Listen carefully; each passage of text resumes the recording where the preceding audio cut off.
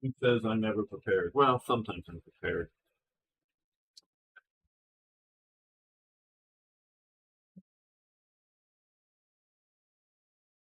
Sometimes I'm even prepared here, but don't let that. Damn, didn't like doing that. Don't want to do that. Oh boy.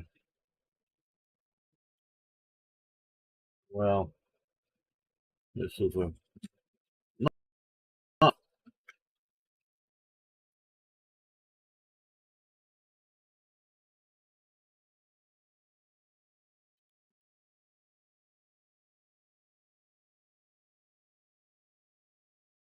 Not the best start indeed.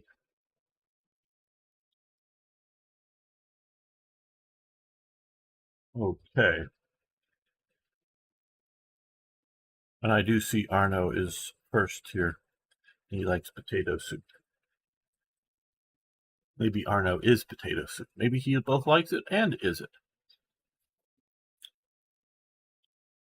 All right, so overview. We need to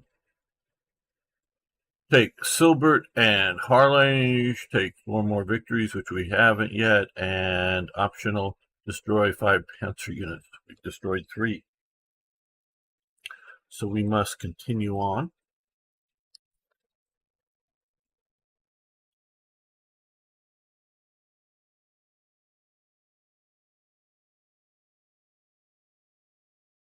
Here.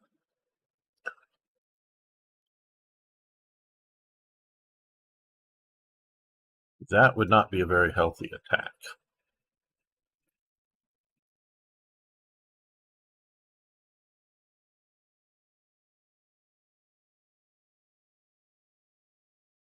We are, of course, trying to liberate Bastogne,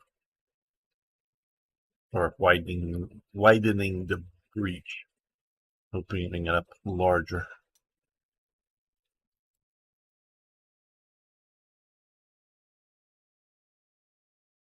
Now this.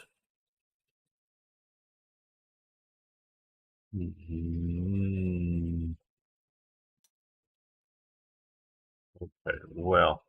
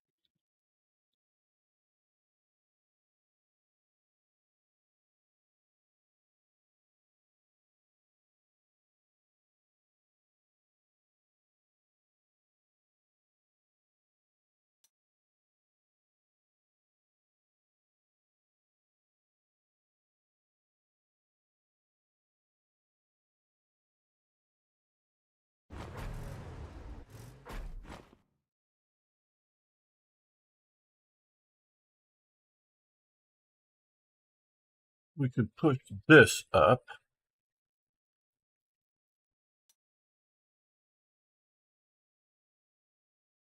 That is a tiger, but this would give them a little more anti-tank capability here.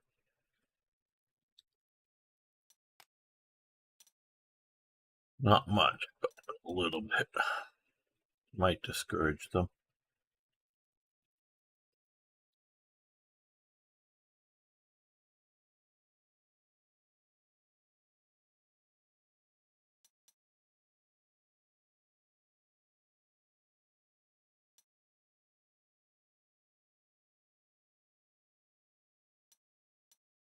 Okay, let's see how this goes.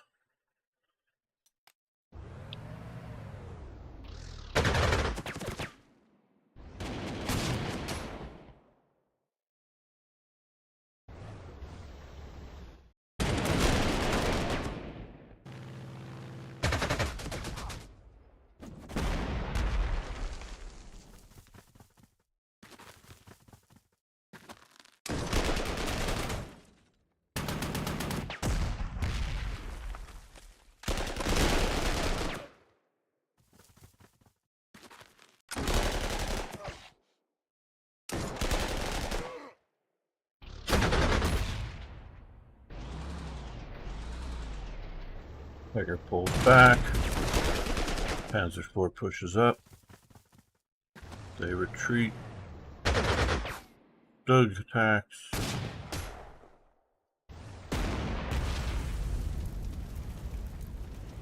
Wow, they sure took a beating. Certainly did.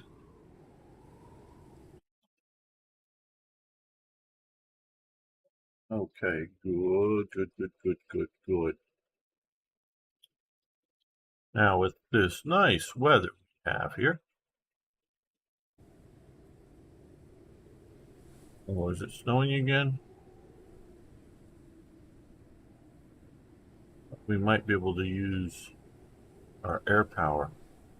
No, the Germans got to use theirs, but we didn't get to use them. Damn. Okay. Well,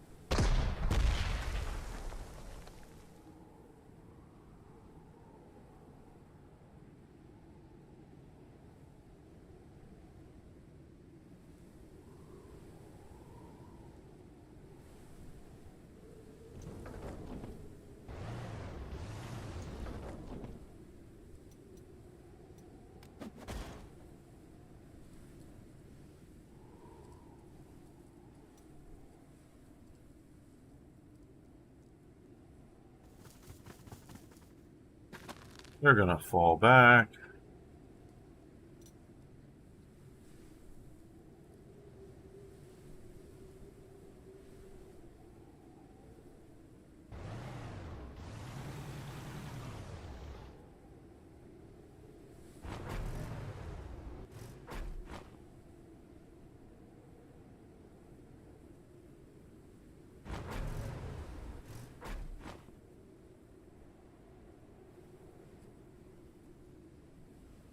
We're gonna see what we can do here.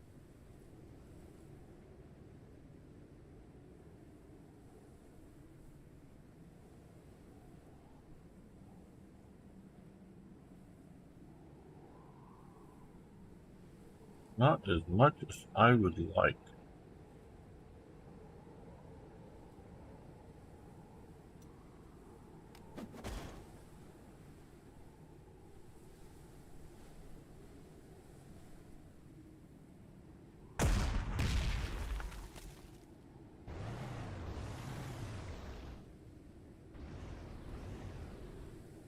At least get them. Oh, well, they got multiple moves. Okay, we're going to, yeah, deep reinforce. We got that as anti-tank backup.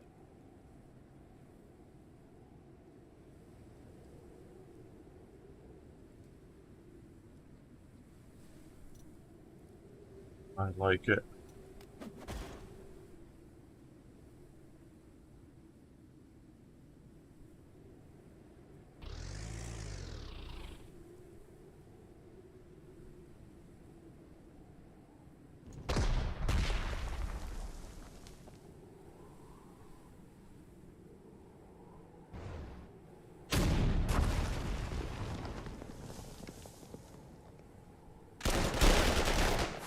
Push into this town, and yes, identify where the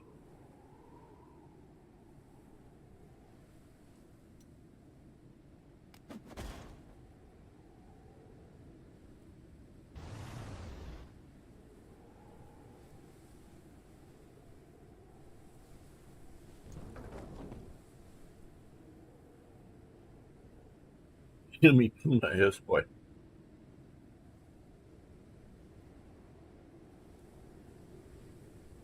Just let me check.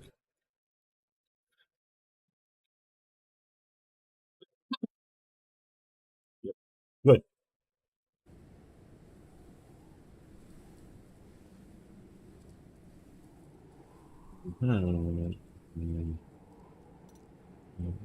I think we will reinforce these guys.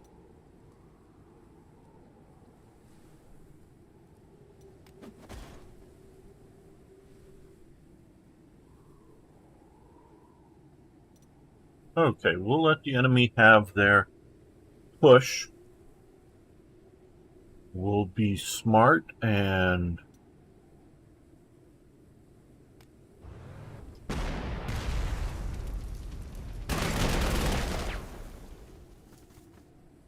sort of forward up a bit.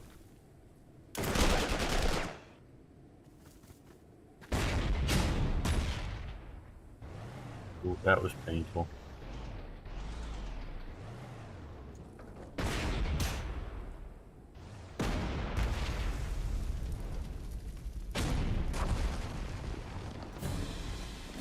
Okay, well, now we have good weather.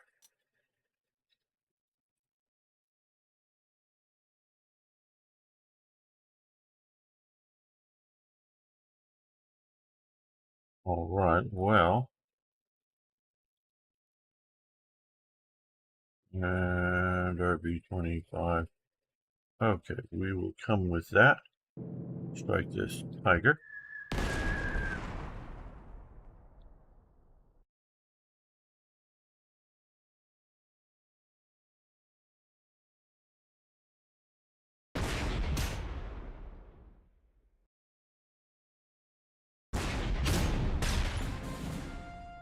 And they surrender because they cannot retreat, because that B-25 knocks all movement out of the enemy.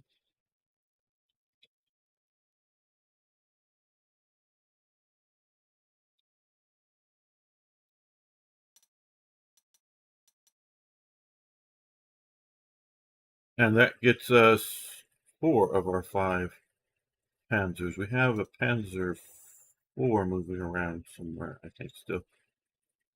Don't know that that stud counts. But we will occupy this town.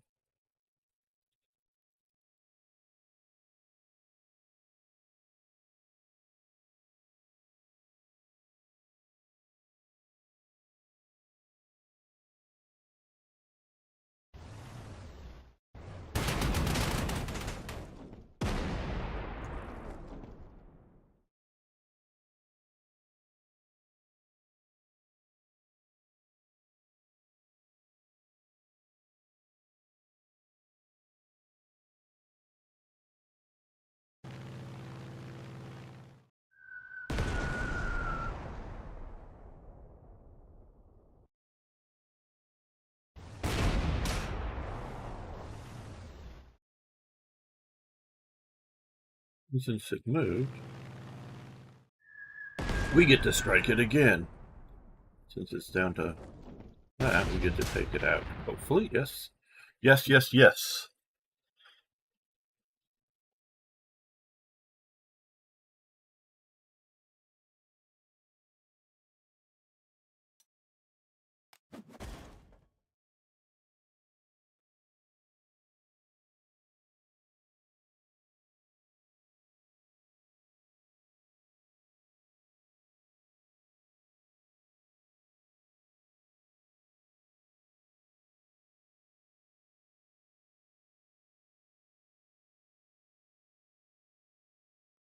Now, to protect our aircraft from the enemy fighters, we're going to escort them. This one can both escort and straight. There we go.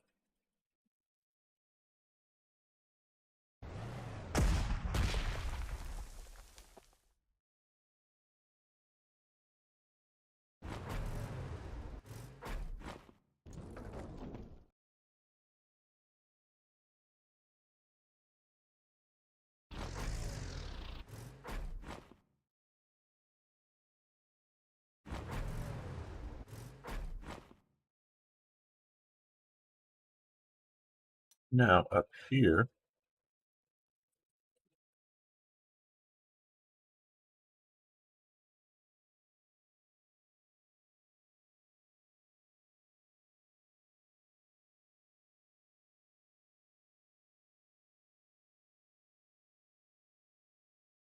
Okay, I think we're going to focus a bit more on this unit here.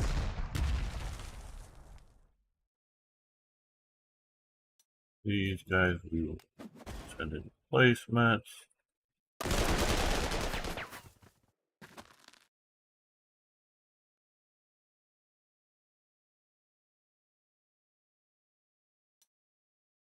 And we'll placements there as well. Okay, here.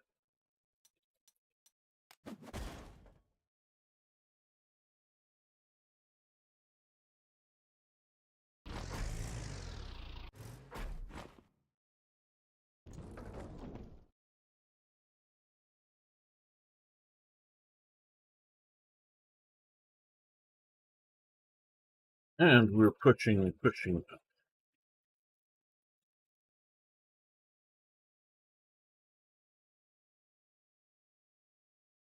Not too hard, I guess.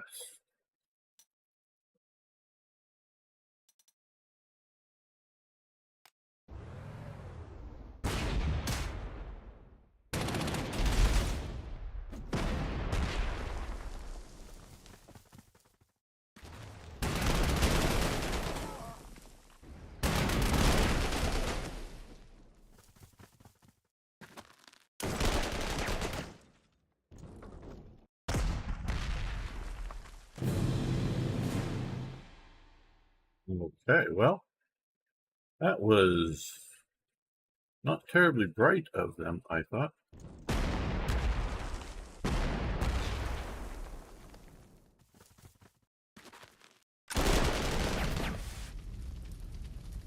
Yep. See, not terribly bright.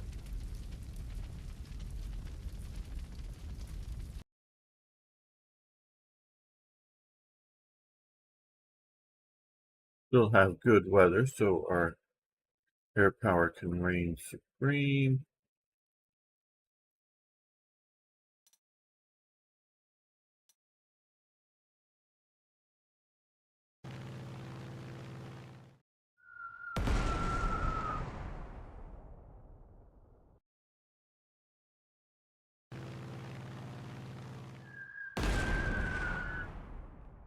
Although not working out well for the Germans at the moment, I do historically rather like, I don't know, like the Schwer Infantry Geschütz 33. It is both really useful and a good example of Germans overdoing it in quality.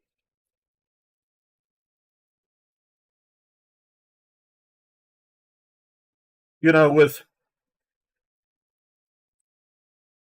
and I say that, and I don't mean that the artillery piece was too good to use or shouldn't have been built as good as it was. What I'm referring to is production. There is definitely a need to produce a lot. And if you produce something that you can't, if you could simplify manufacture and it can work not as well, but not maybe even almost as well, just well enough, shall we say.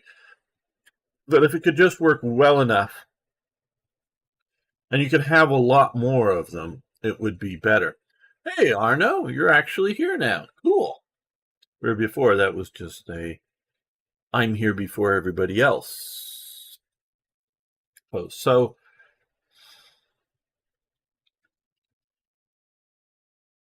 and so this 150 millimeter infantry Geschütz, it's not in the World War II terms a howitzer. It's a short-ranged weapon. Generally speaking, the gun itself, excuse me, the gun crew itself is observing the fall of the shot. Not 100% of the time, no. But the idea is like the 155 millimeter, not 150, 105 millimeter American guns that we're using here. Generally, the crew would not see where the rounds are landing. It would be, a forward observer on the radio or on the field telephone would be calling in the artillery strike, and do fire adjustments. You're long, you're short, or whatever. Where these guys, now the gun itself may be behind a building or behind a hill, so the gun and the immediate guys who are loading and shooting are not like, seeing the fall of the shot.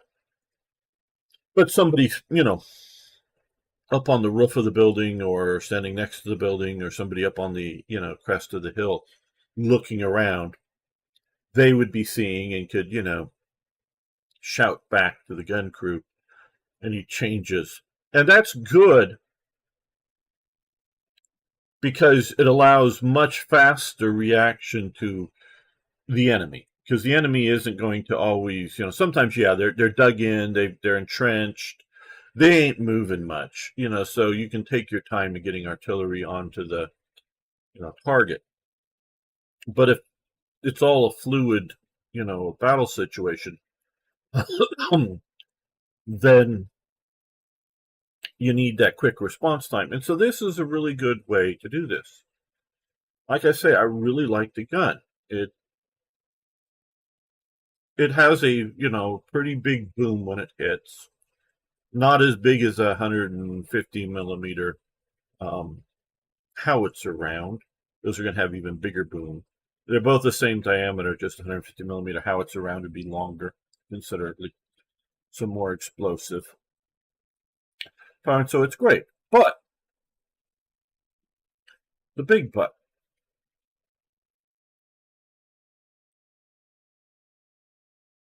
it would have been better to have however many times, let's just go 4 times as many 120 millimeter mortars. And the 120 millimeter mortar rounds would have been a lot cheaper and easier to make, so you could make more of them. So in a war of production, this really good infantry Geschütz is great to have if you have one. But if you can have 4 or 6, per, 120 millimeter out there, it would be so much better. And so that's sort of the downfall of this gun, but I do like it. Okay, so let's back out.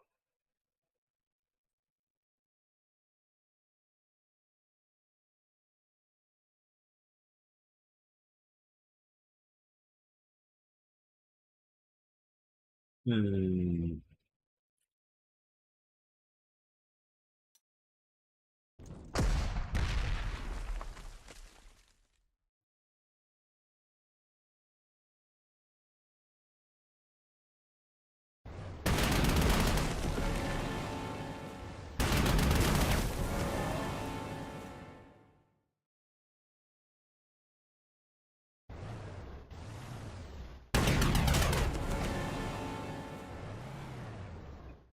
And we stop at the anti-tank gun.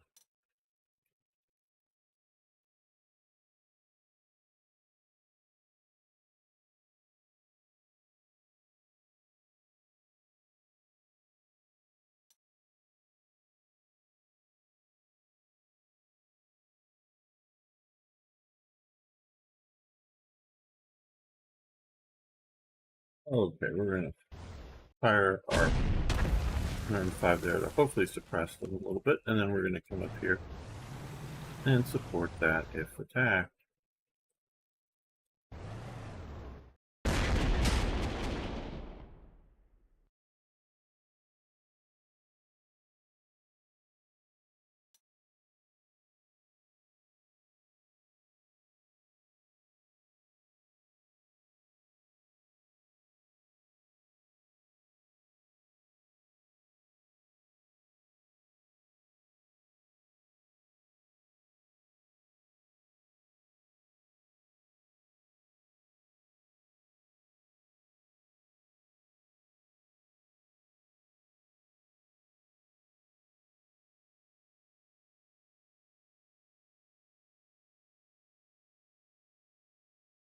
Hmm.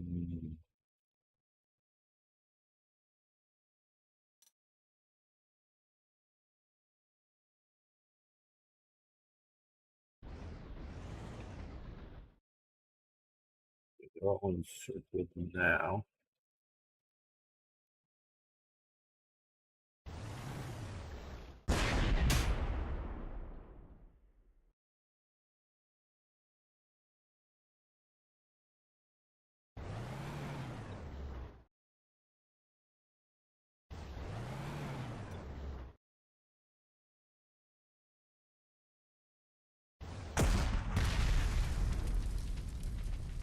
Press the A key again a bit.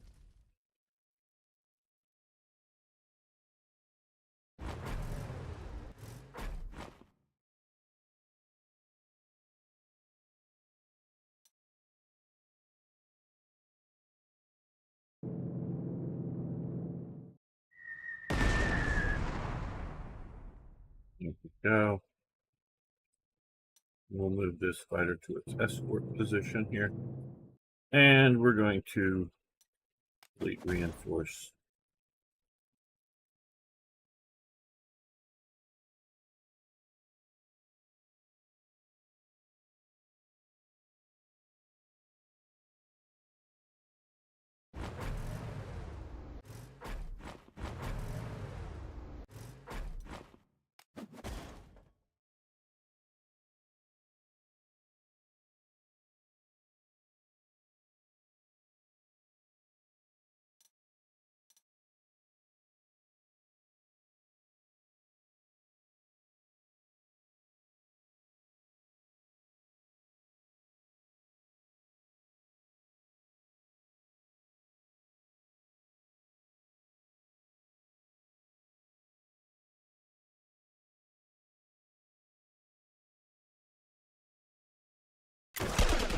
Just fully take that out. That's good.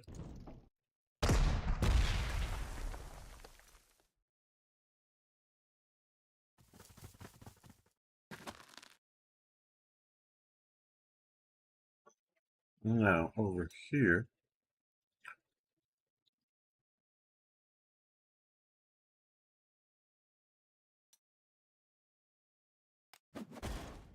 yeah, it's costing us a lot. I see that.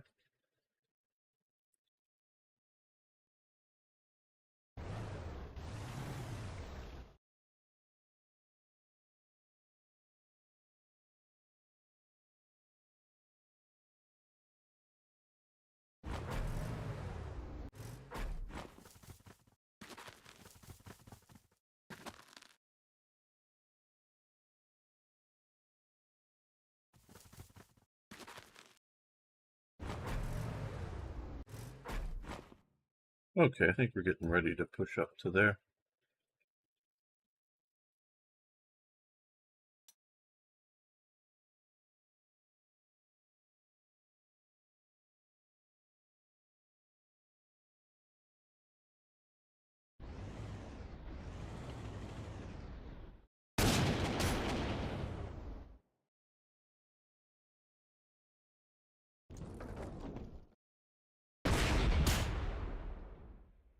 And goodbye.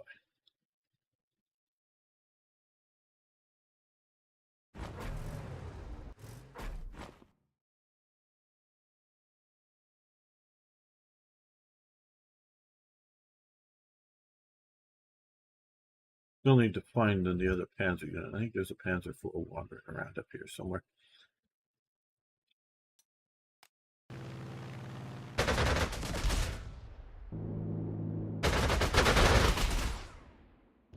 Ouch.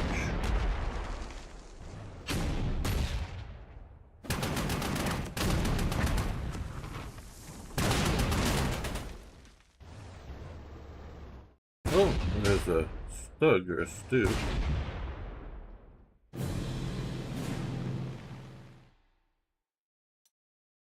Right. Well, now.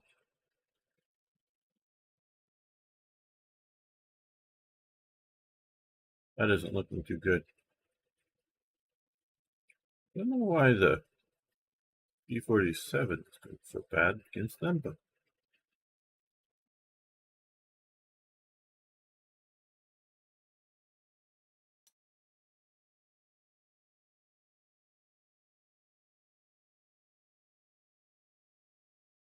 We'll keep them in town, guarding the town.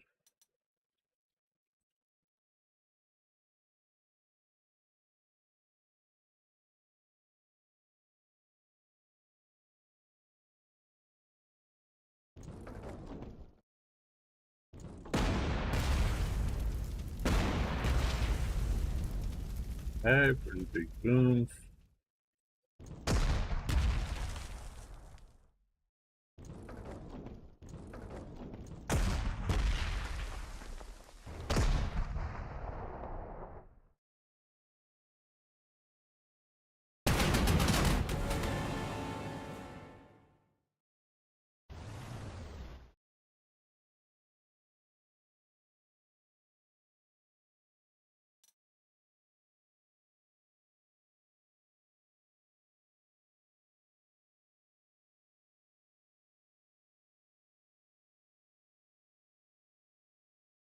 That fighter's giving me a little bit of a problem, but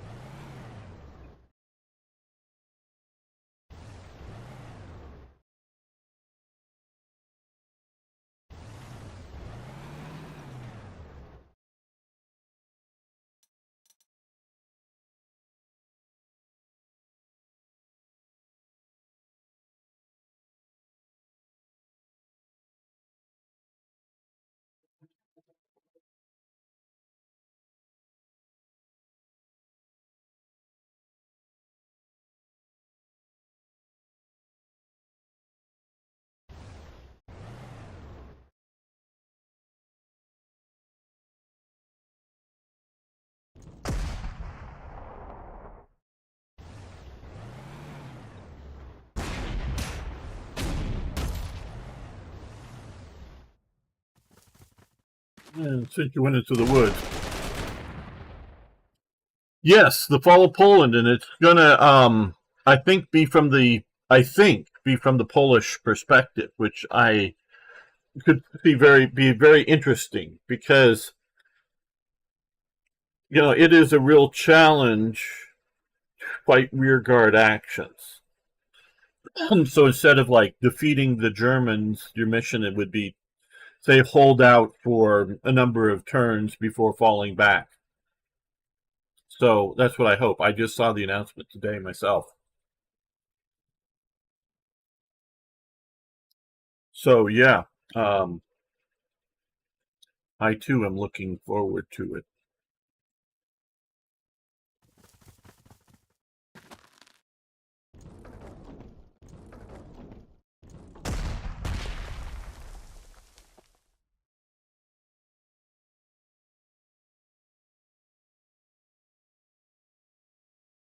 Let's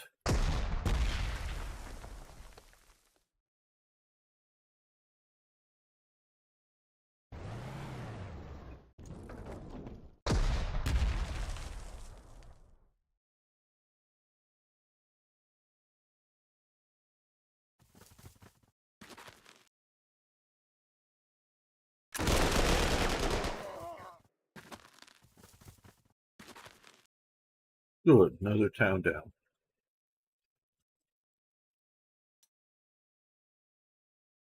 Let's switch back to shooting at things in the sky.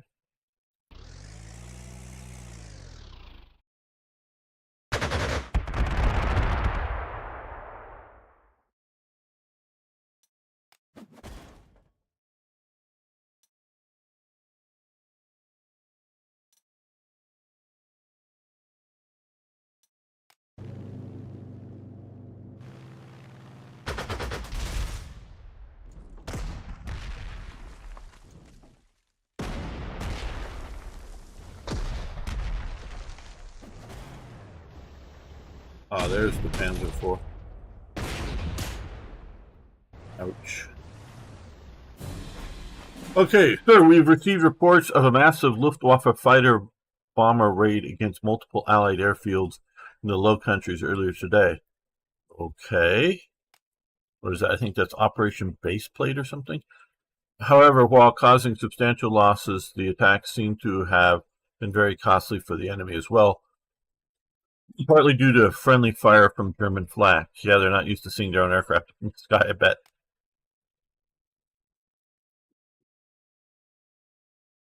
So yeah, that was a thing. Germany's sort of last big hurrah on the air front.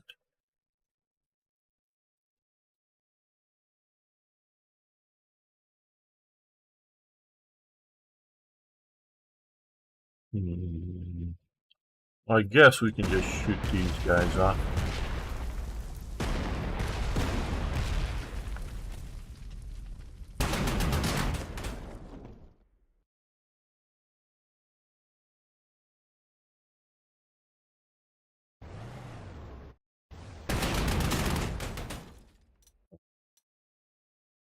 What we want to make sure we do is take out this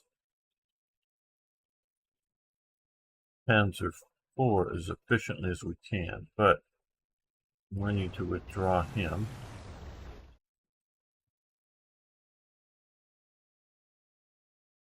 We can move him up over to here.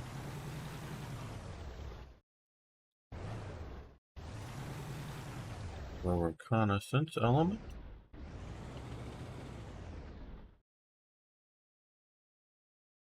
Now, can our bombers get up there this turn? Not those. Can our Mitchells? Oh yes, they can. Can we escort them? Not with them, but yes.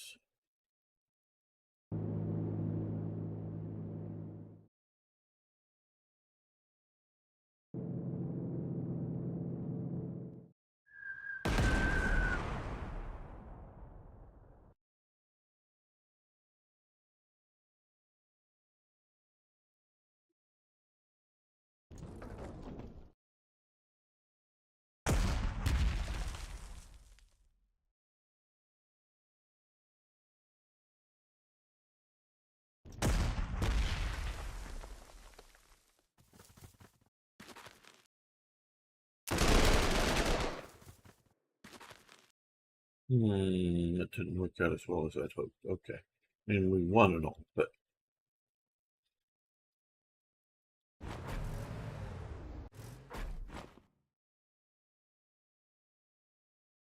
yeah, over here.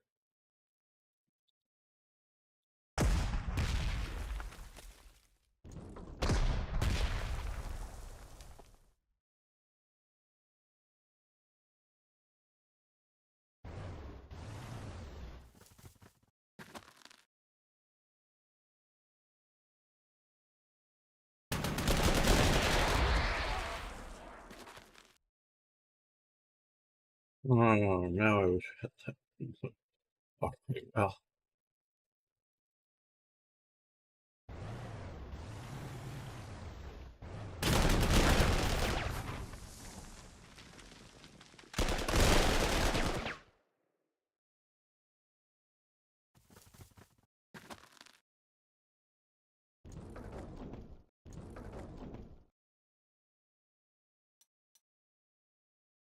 There we go.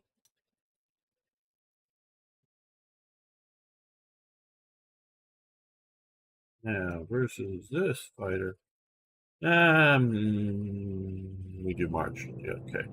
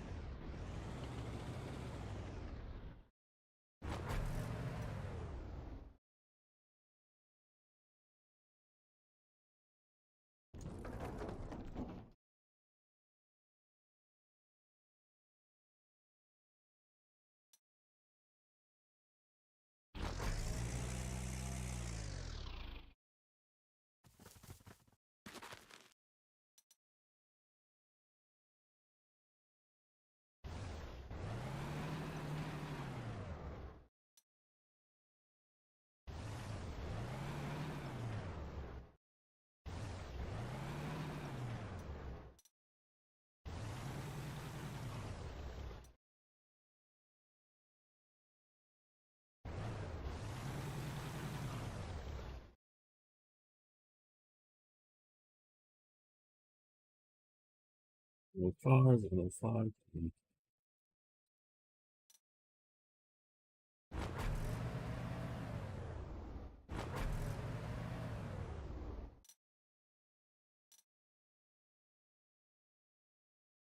As the hammer moves north, we get ready for blows with the enemy. Right.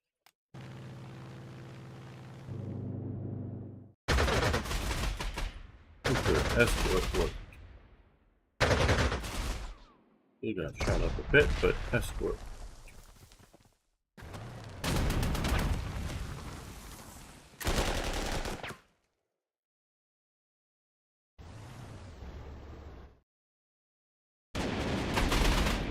Now their AA worked too, but hey.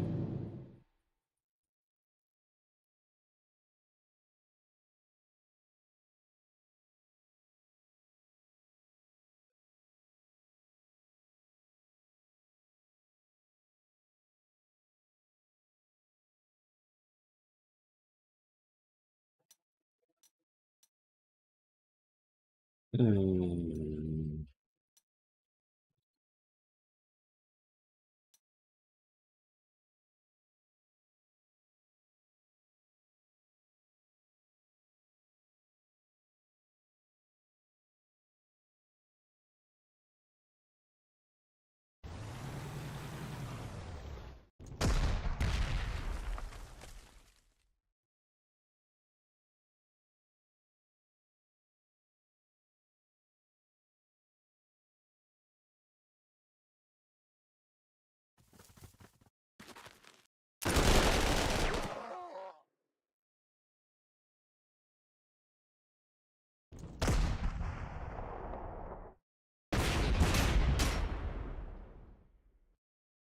Well, our jumbo took some damage.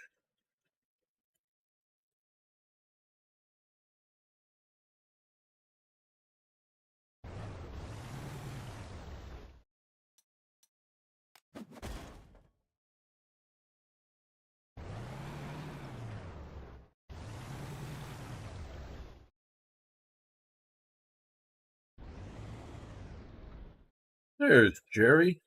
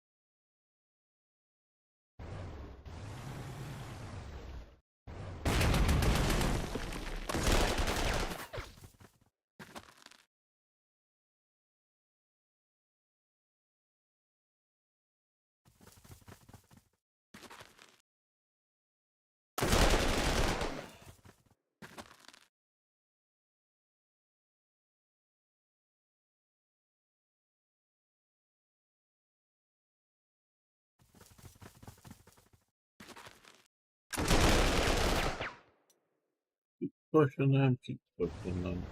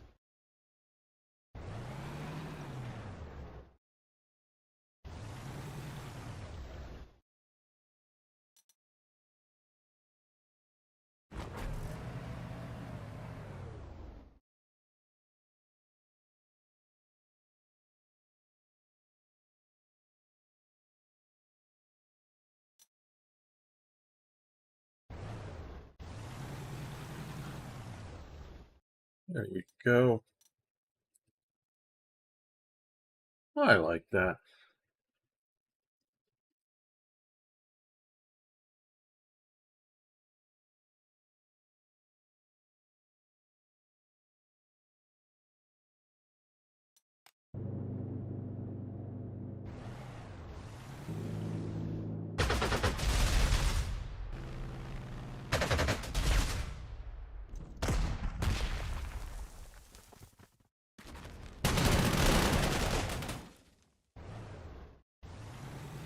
Uh-oh. Panthers. Panthers. Panthers.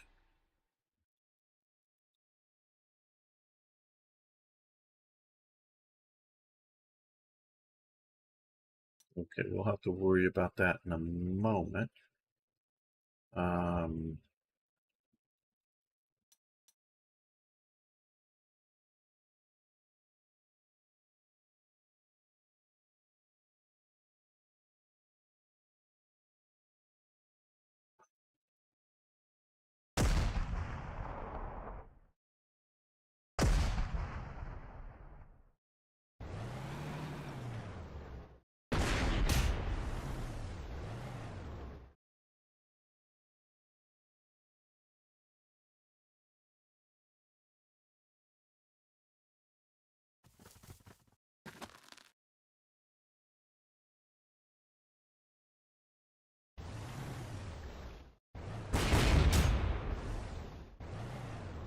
And goodbye. Third, due to your heroic actions in battle, the top brass has assigned another veteran commander to your force. Jonathan Taylor, fast learner, hit and run. Very good. We've done our optional task, got another beneficial unit here, or commander for a unit.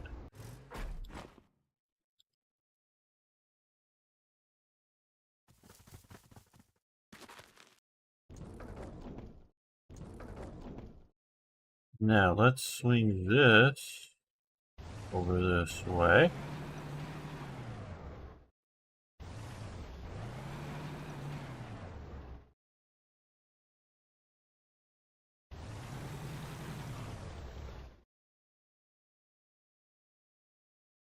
We don't have to take that. We need to take that and that. And that as well. Okay, so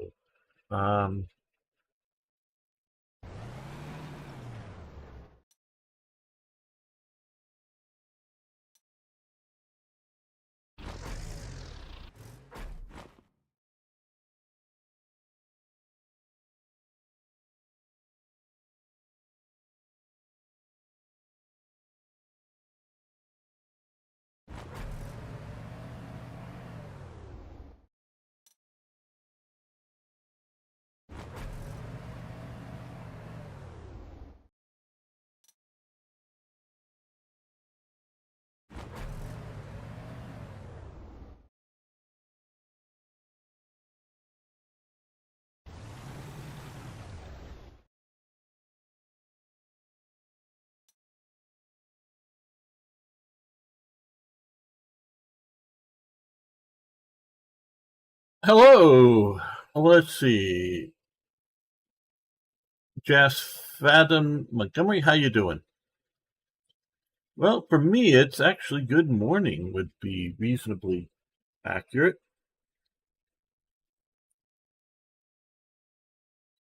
But good to see you there.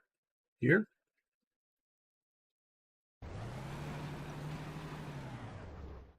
Over do your artillery piece.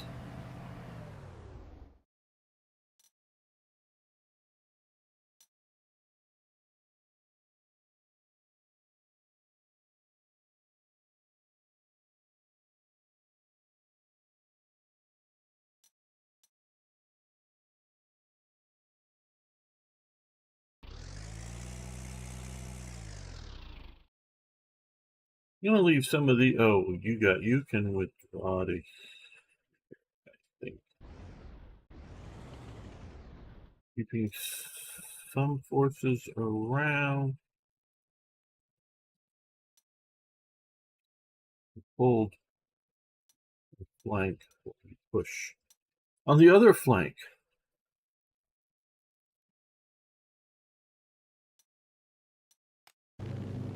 we are just past halfway in this mission.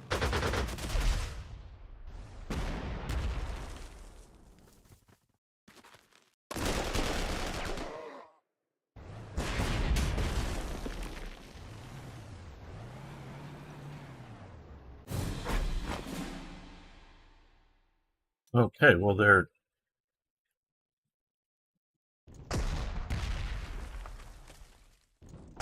Panther just left them.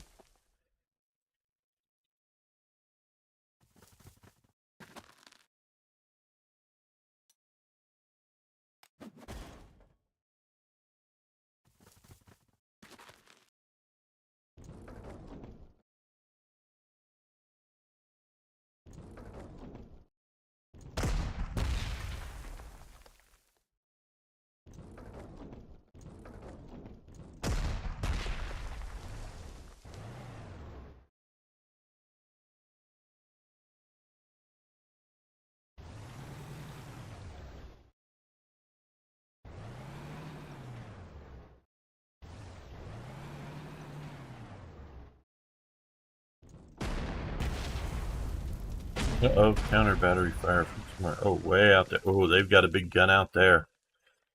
Ooh, 120 or 200, 210 millimeter howitzer. That's about as big as the Germans got in their field howitzer. Oh, I'm loving the DLC. My biggest complaint about Panzer Corps 1, 2, whatever, has always been the change in scale. You know, because sometimes a map like this would be just one city, and other times a big capital city would just be 3 or 4 hexes on a map like this. So is this a platoon, a company, a battalion, some other sort of ill-defined unit size? Where this is much closer to the idea of staying within a scale that's appropriate for the unit types. So I do like it a lot. And it's also cool to be able to play from a different national perspective than always playing as Germany. I love playing as Germany. That is not a problem for me.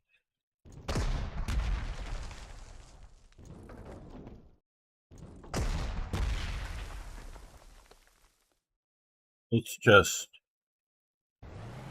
repetition. You want to always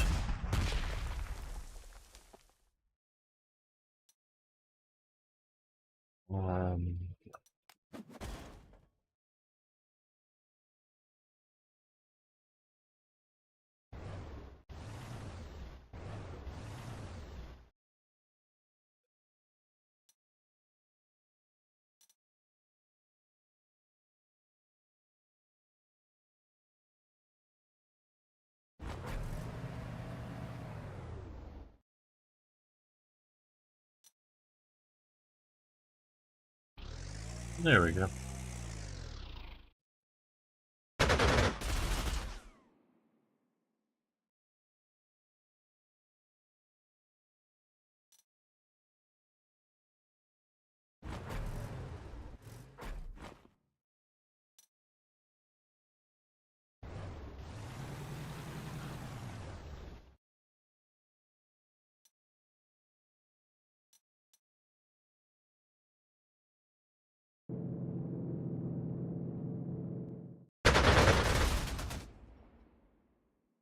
And do we want to?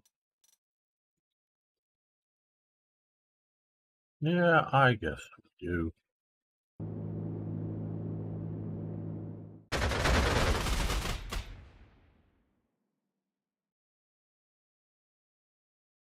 Really some of the Spanish campaign missions that made cities several hexes in size, yes.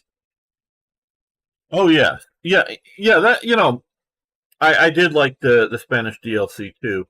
The one thing I didn't like about it was the AI units would make suicidal attacks, your allied units that would eat up your prestige.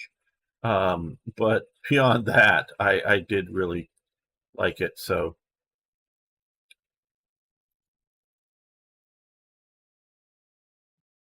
ball shot at him.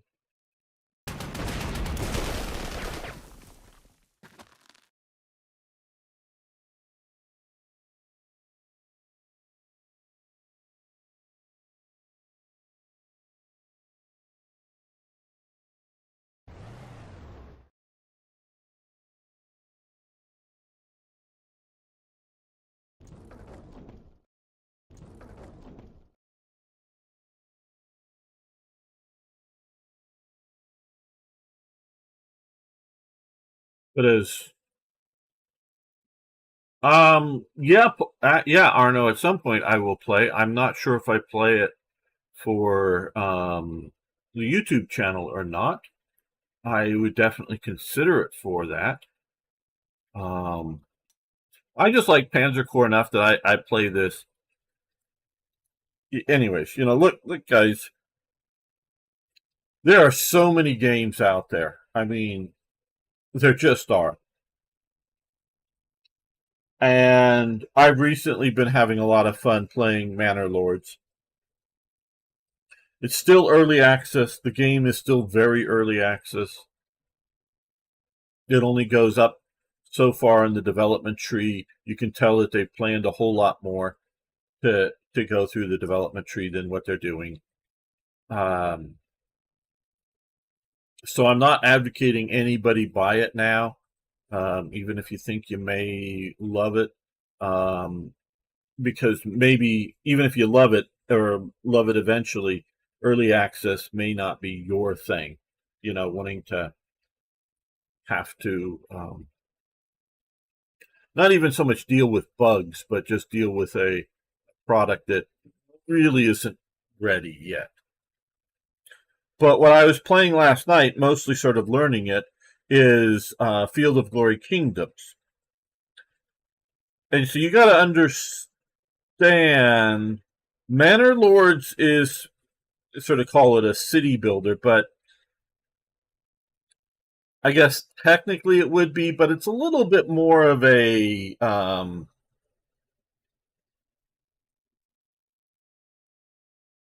I mean, I don't know if we have a good name for it, but a community builder or some other thing, because you're also dealing with farmland, and I think eventually plan to step through and build actually sort of medieval cities, where here you're sort of talking about, the manor lord, or the manor house that may be, unfortified or fortified. You're talking about, a village that may, be a few developmental steps up. That's all it really is right now, with fields around it that has a military campaign as a side note.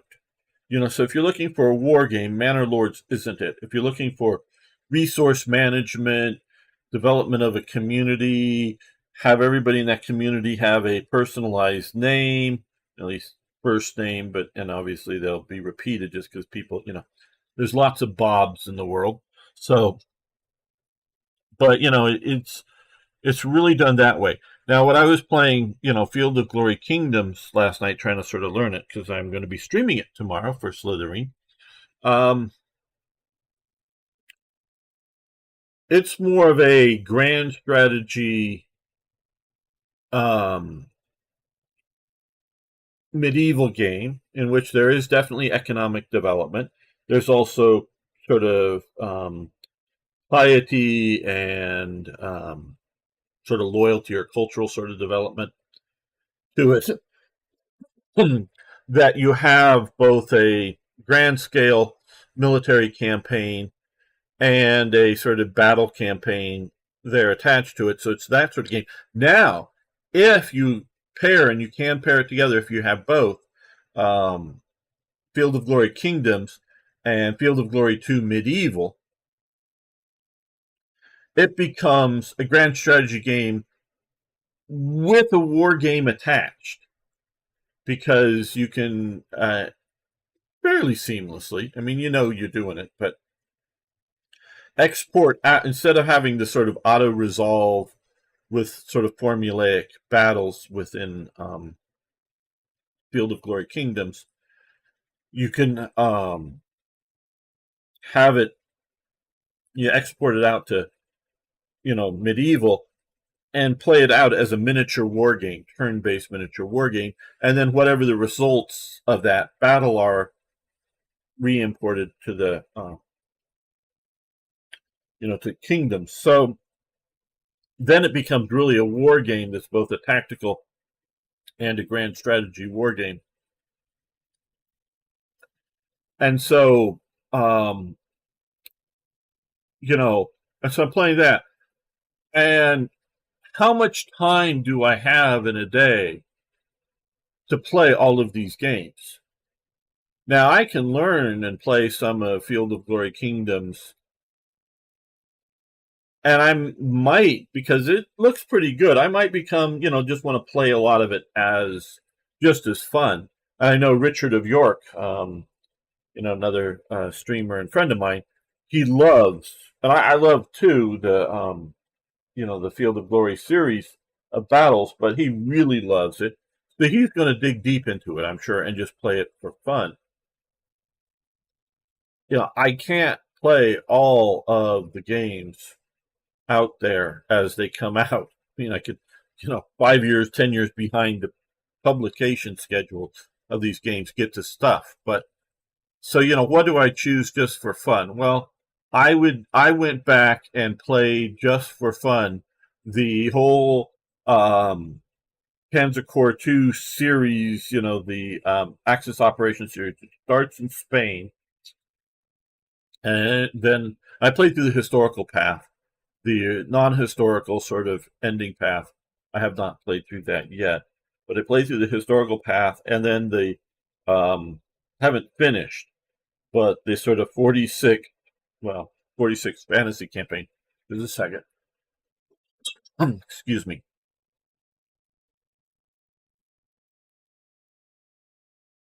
So, just for fun. And then I ended up, just because a couple of reasons, playing, some of that for either my channel or Slitherine, because I had saves and whatnot there. So yeah, some of the, like I say, Panzer Corps is a great love of mine, and it is something I would play purely for fun. Not that I don't find all the stuff that I play either on this channel or in Slitherine fun. It's just time. How much time do I have? And I think, like you can tell, to a point, it depends on you. What is your tastes in games? What do you want to do?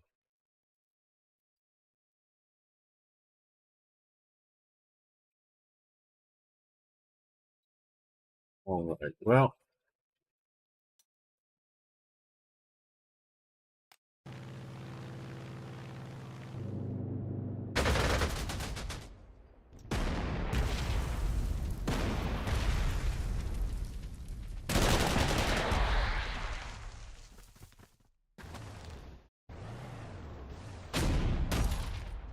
Well, that helped. That still hurt a lot. The flat gun.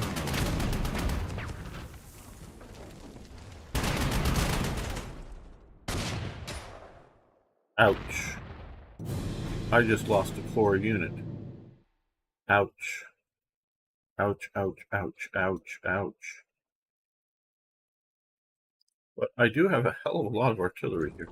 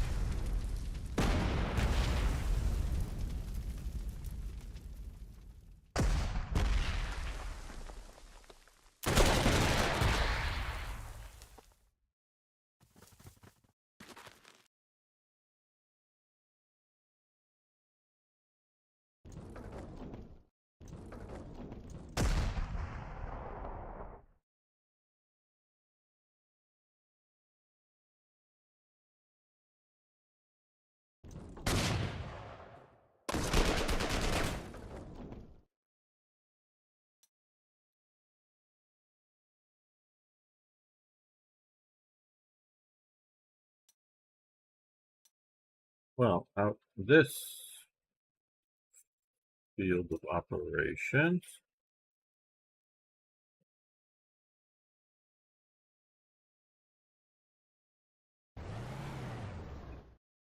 uh-oh, we got the Hummel here.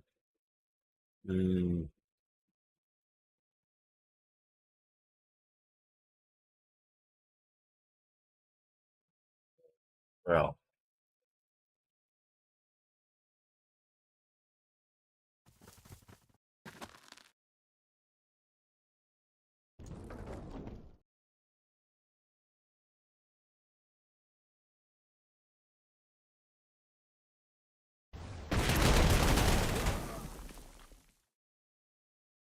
painful than I wanted.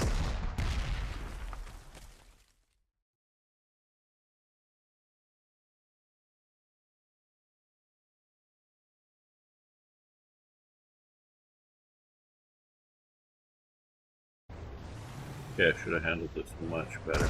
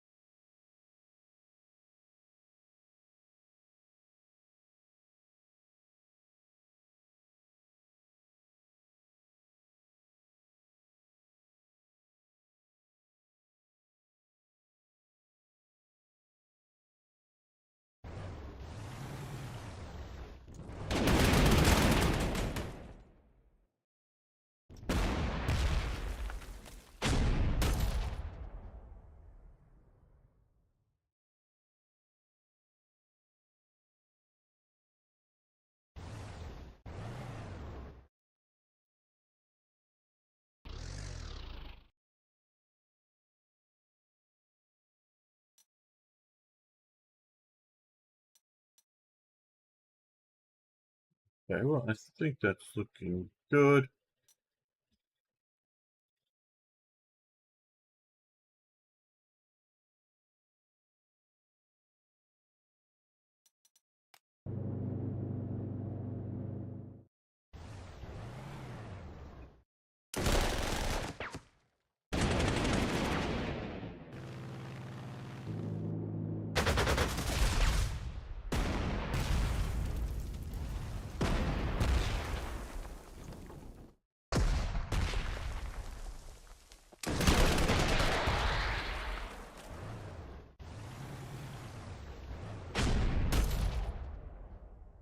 That helped. That still hurt.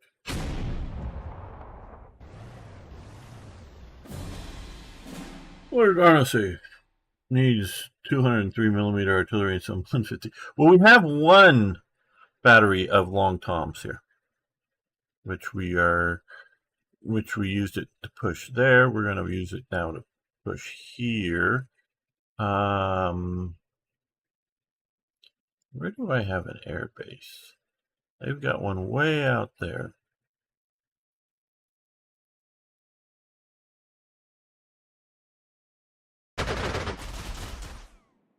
Well,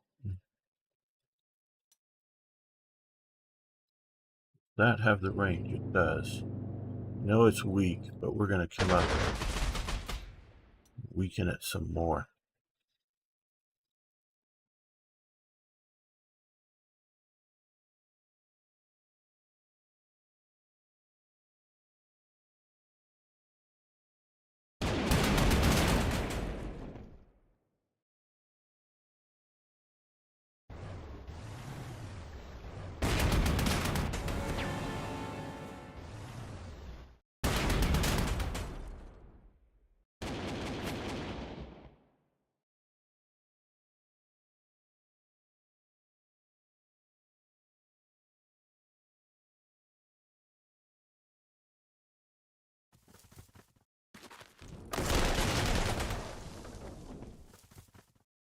Ugh. Gotta chase those guys down. Wow. All right.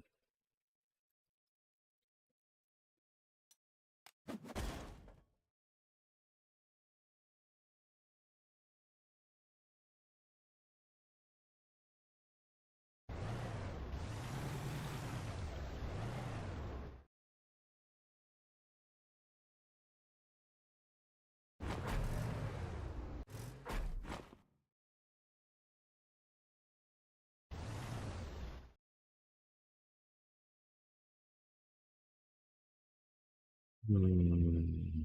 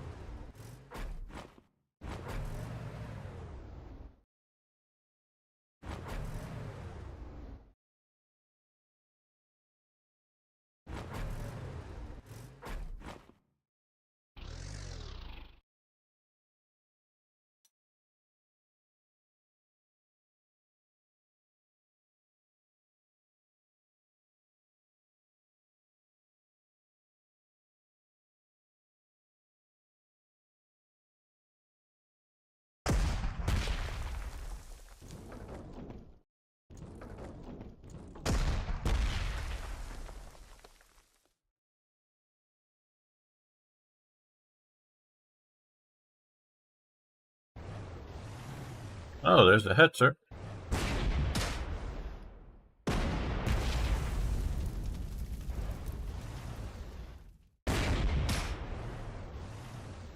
They push them back.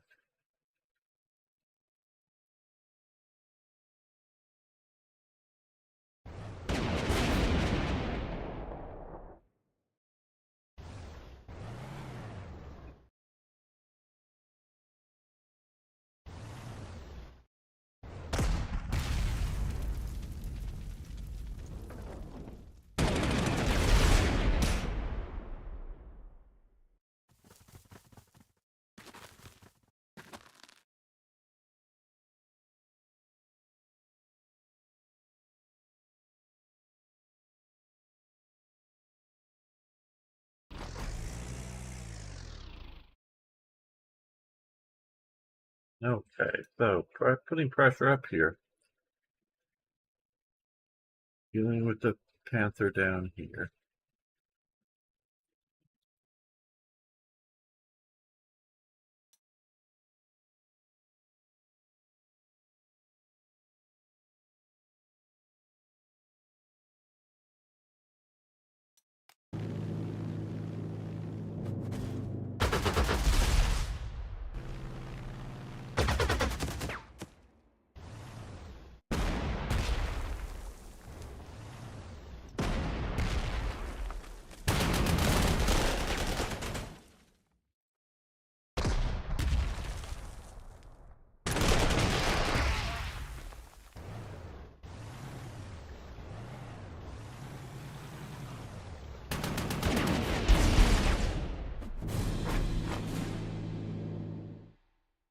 All right, well,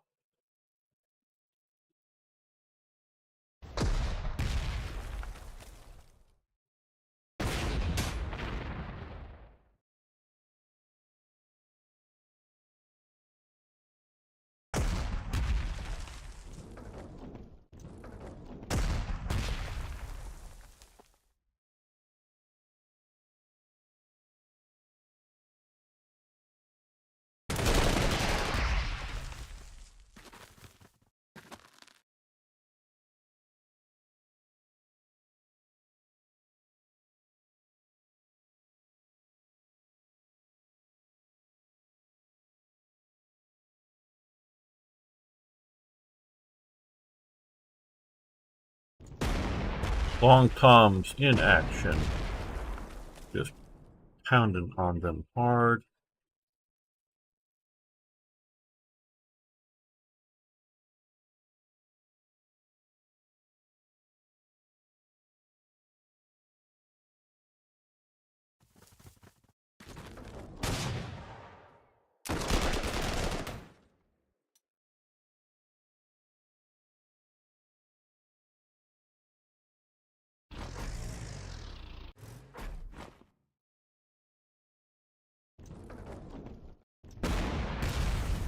Oh, big artillery up on the hill, I forgot about that.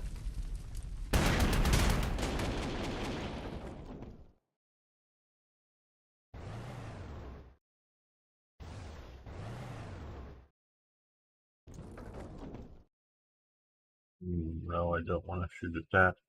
I'm going to get counter battery fire. Not this one, not too far away.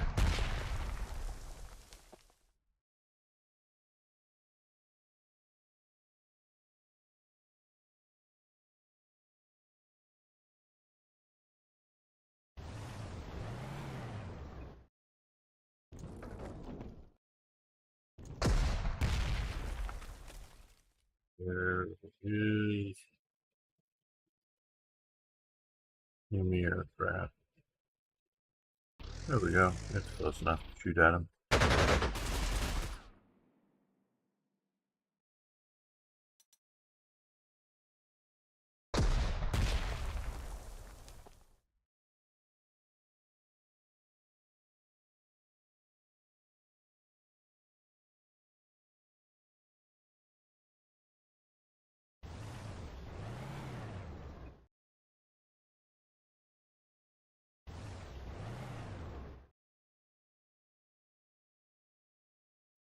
Okay, due to brilliant generalship, we are making progress.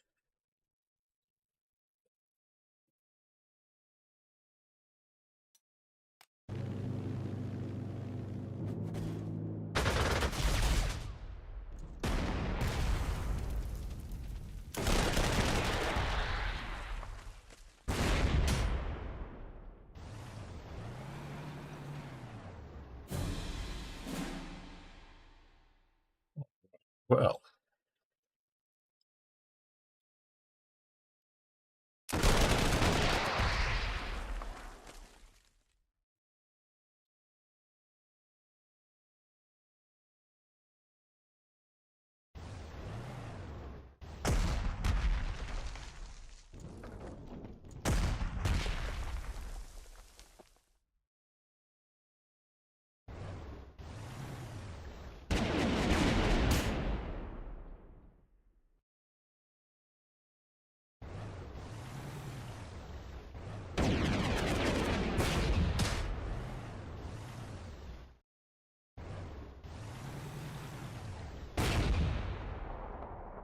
what? We didn't kill it?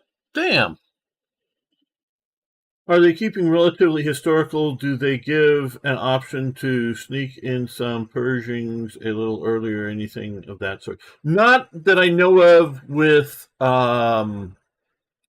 this DLC. Uh, it seems they seem to be keeping pretty historical, which I like. Um, I know with Axis operations, sometimes you might, like you say, sneak in a prototype version of equipment for field trials, quote unquote, a little early. So that sort of thing can happen with Panzer Corps, but not that I know of here. So we're pretty good with that. Now, do I want to do any other? No, I think we'll just, I think this will end this scenario. All right, let's see. Sir, top brass, relieved that you were able to avoid long and costly stalemate around Bastogne despite substantial enemy armor being thrown into the fight. Again, historical info, the German reinforcements showing up. Combat around Bastogne escalated into the heaviest fighting of the entire Battle of the Bulge. Progress was slow, but the front was significantly widened by January 2nd, allowing additional U.S. forces to join the advance north. Meanwhile, Germans had launched Operation Nordwind on December 31st, their last major offensive in the west. Nordwind caused major problems for the U.S. 7th Army and Free French forces in Alsace and the Rhine, but ultimately failed. Again, I know I keep harping on this, but um, uh, the stupidity of the whole, Battle of the Bulge, Nordwind, all of that, just as a strategic, even if you're looking at trying to delay American entry into Germany,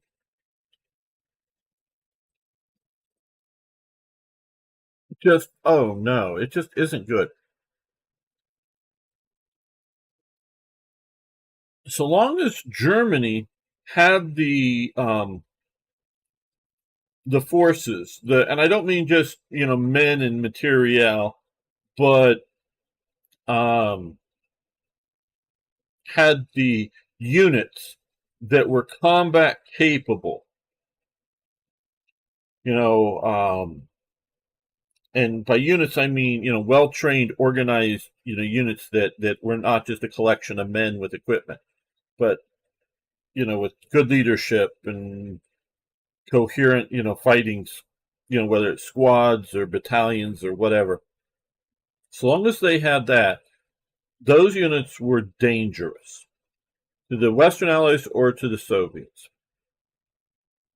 And so they could have made it, without, because the attrition rate on Panthers, just say, and this whole offensive is going to be a higher attrition rate than if they were being used on the, shall we say, strategic defensive.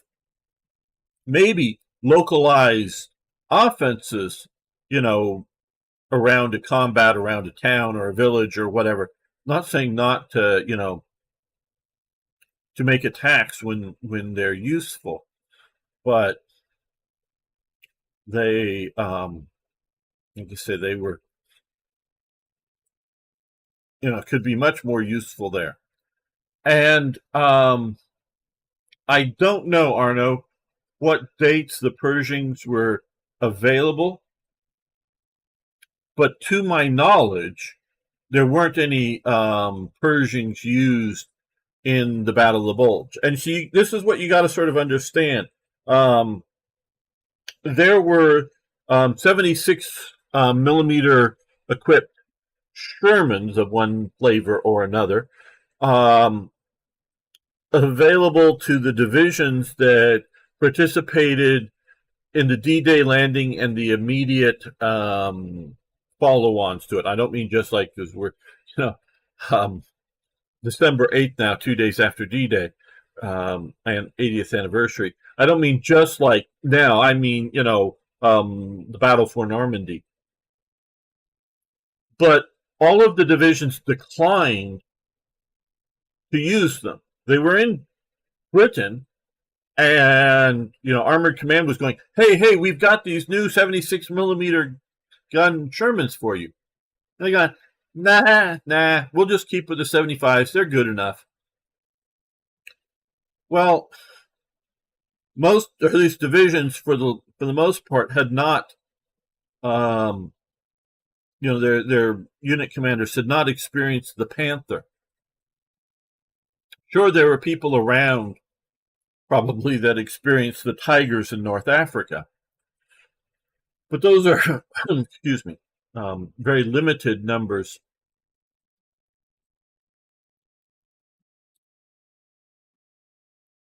And all. So they sort of like, it's just, extra logistics and other problems. We really don't need these things. Oh, they needed them. They just didn't think they need them. So you have that with the Americans at times. There's stuff in theater available, but the units, whether, and then later on, as Patent is racing across France, do those units want to slow up to re-equip? Because it's not like, there's going to be an add-on of a company of Pershings to your force. It's like, you've got to take a company, a battalion, whatever, out of combat, take them over, take the personnel over somewhere, have them clear their gear out. I mean, that's just going to take, a few hours or something, out of their current tanks. They're going to use the same trucks and other, excuse me. There are other tanks and support trucks. Anyways, but clear their gear out of the tanks and get into Pershings But then they've got to practice driving the Pershings, loading the Pershings, getting familiar with the Pershings. It's going to take a few days. And I don't want to make too big of a deal out of this because I don't know how long it's going to take to get them up to speed with the equipment, but it's going to take a little while.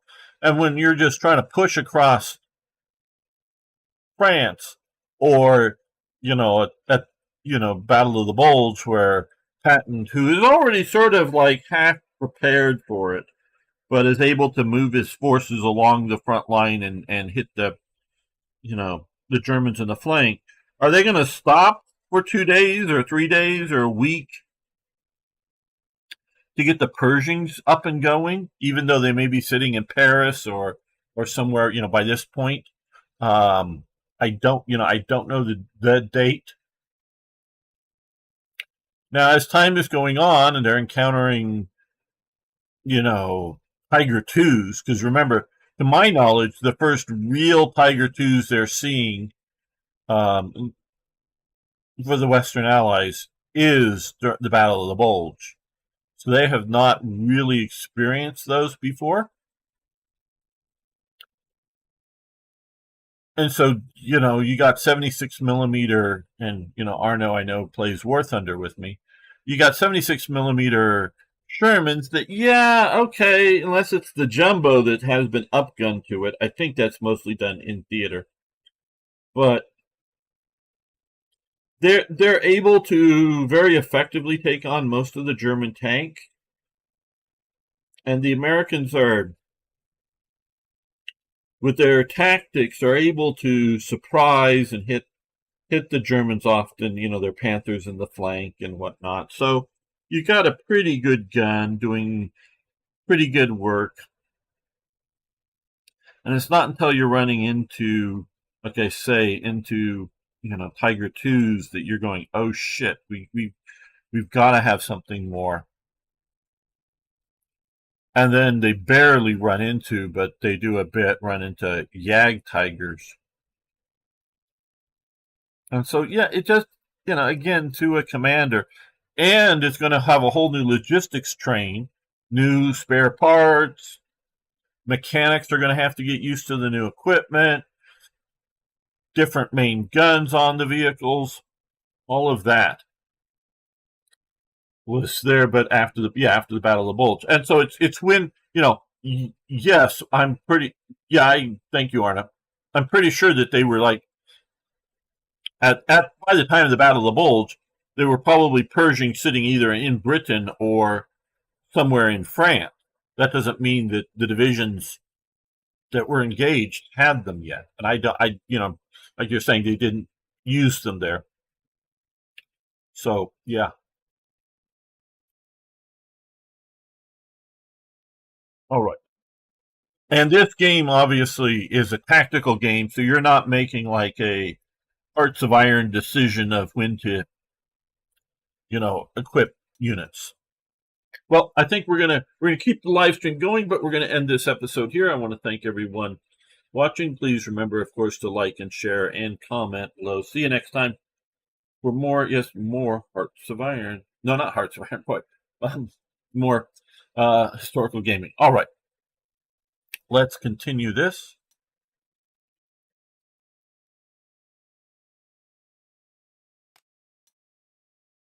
And briefing victory.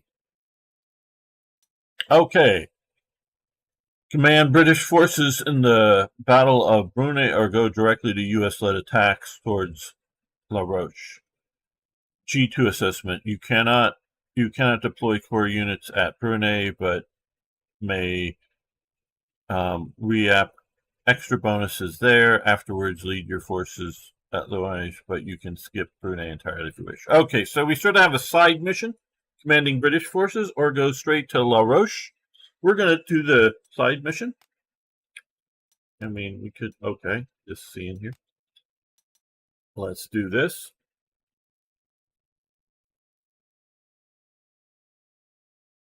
That would be cool, Arno. Arno's just suggesting that we should do a Pershing versus Tiger II in War Thunder. I could put this out to everybody now. If you like War Thunder, or if you haven't tried it but might think about it, you should. It's a free-to-play game. Arno and I and others um, play it quite a bit. But there has been a bit of a problem. One, getting enough players for a custom game to make it. I know I should be getting into this, but I'm just going to give it a little pet peeve. I don't like War Thunder that is, in essence, a hide and seek game. So if we play like 3-on-3 or even 4-on-4 with a reasonably large map, it often turns out to be a hide and seek game. Each side is trying to maneuver around and surprise the other. Sure, that's good, but you can spend a lot of time either hiding in ambush or trying to seek out the other guy, only to have him to snipe you halfway across the map. And I guess I either combination of don't find it fun and or I don't find it historical enough, because normally armored warfare, sure, you're trying to surprise and ambush an enemy, but there's the idea of momentum, of pushing through with, yes, it's almost fun, right, Arno? Pushing through with the into the enemy and keep going. The other problem we have is it goes from almost being almost fun to not being fun at times, because even if and I don't know the stats how much, and stats as well as how well the players would do, sometimes if we do something like a Pershing versus Tiger 2, it just becomes one-sided, because unlike reality, where you would get often, it varies, you might get the idea of just a few Tigers and then a bunch of Panzer IIIs supporting the Tigers, like in North Africa, against some Shermans, but a lot of Sherman, a fair number of Shermans, that the numbers are imbalanced, but a bit more balanced in that with a certain volume of numbers, you can take out the Panzer III escorts, because it's pretty easy for Shermans, and then track and artillery the Tigers, just the few Tigers that would be isolated. But that normally doesn't work. So it's often not fun for the players who are on the wrong side. So we're going to do the British forces, like I said. Let's continue.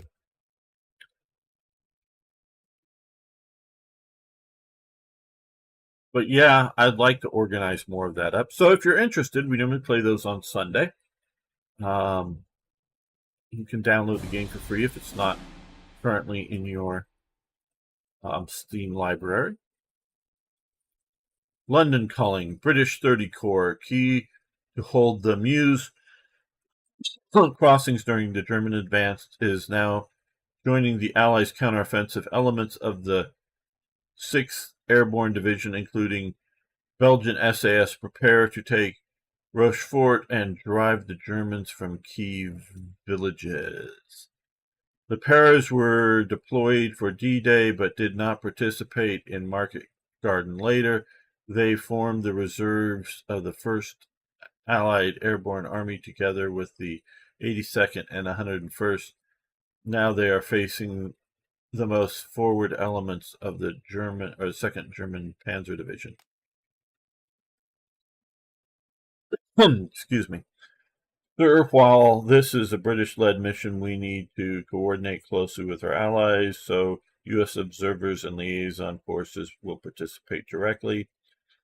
The enemy has already begun to pull heavy equipment back from Rochefort. The Brits plan to seize nearby airfield early to enable deployment of additional air support.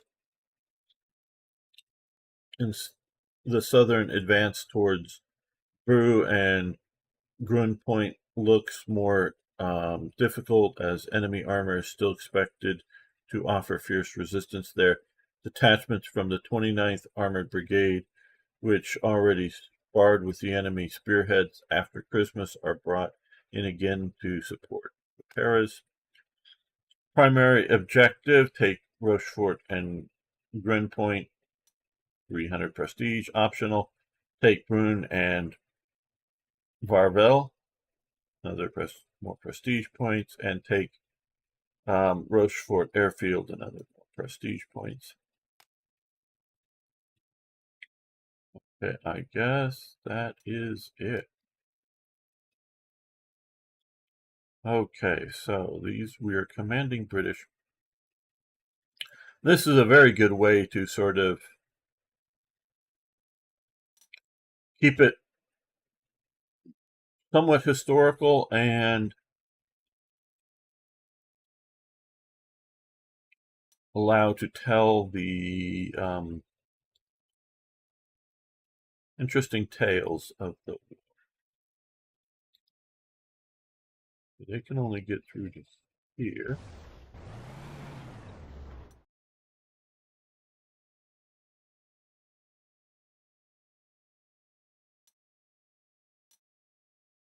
Okay, so what we want to do is we want to bring this guy up,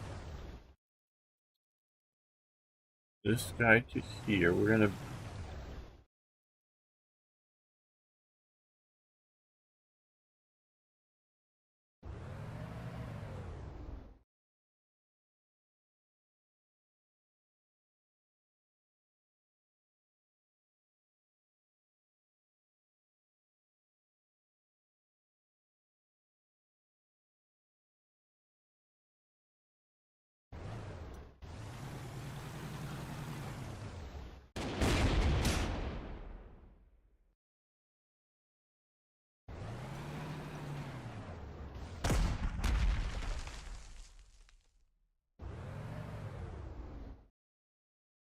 there we go. Bring some Paras forward.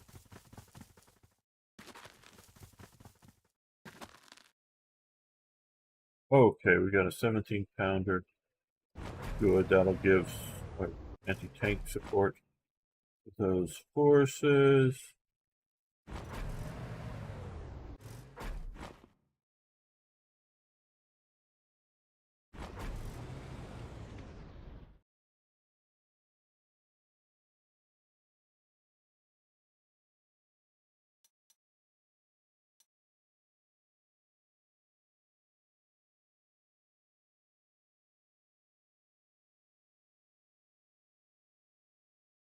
All right, well, we have an archer.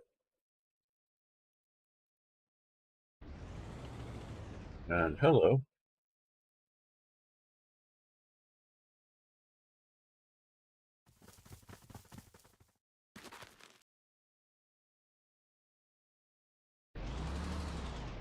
And we have a stud.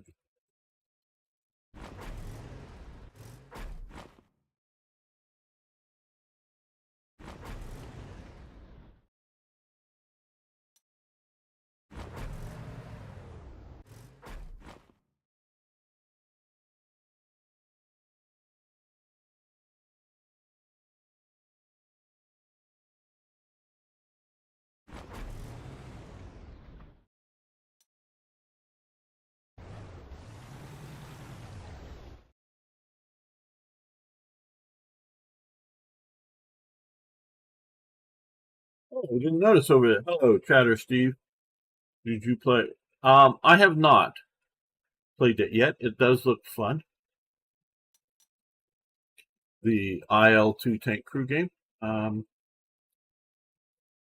was saying earlier, just way too many games to play. Oh, they actually hurt the Churchill. And the Churchill hurt them back. Okay, well.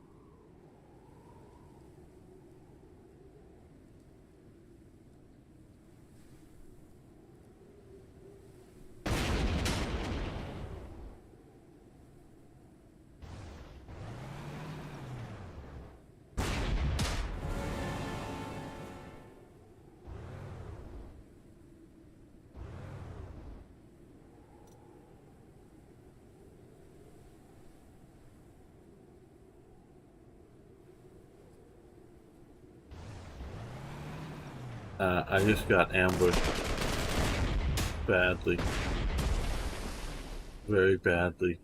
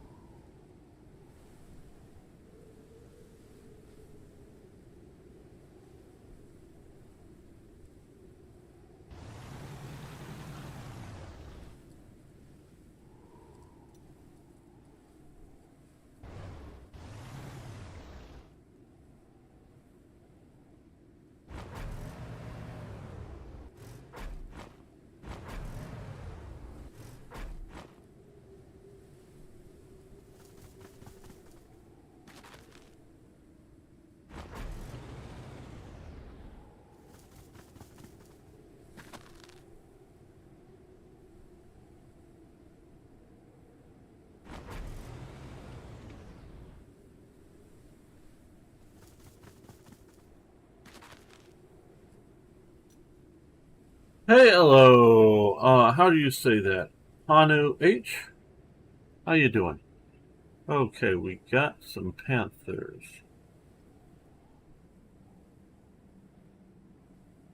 Hmm.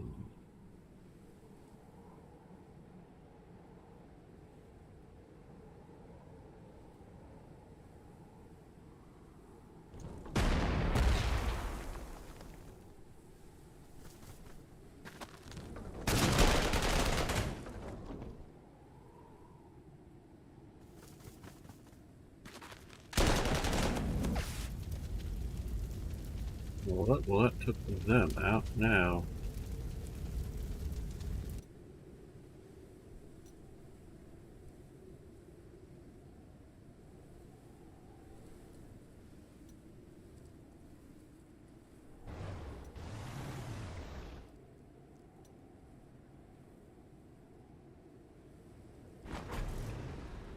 Keep using the trees for cover with the panthers out there.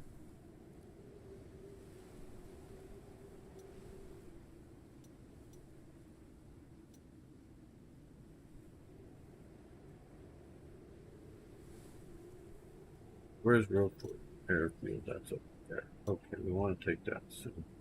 Let's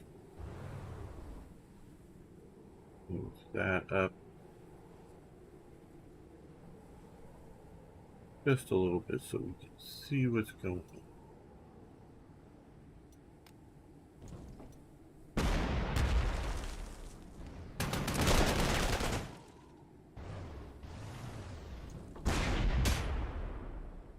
Good.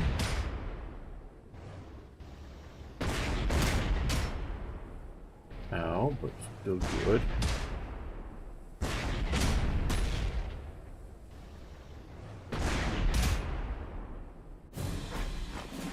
Okay, we are encircled and have a little bit of trouble there, but here.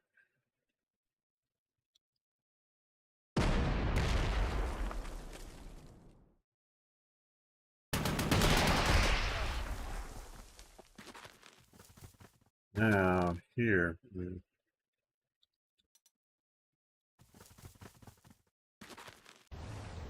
fall back.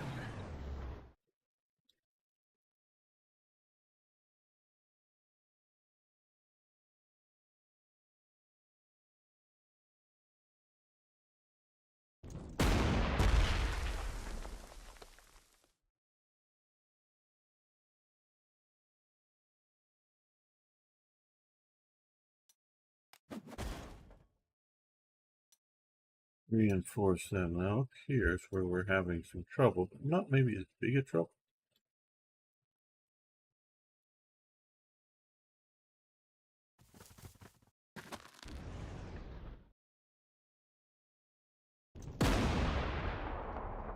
Okay.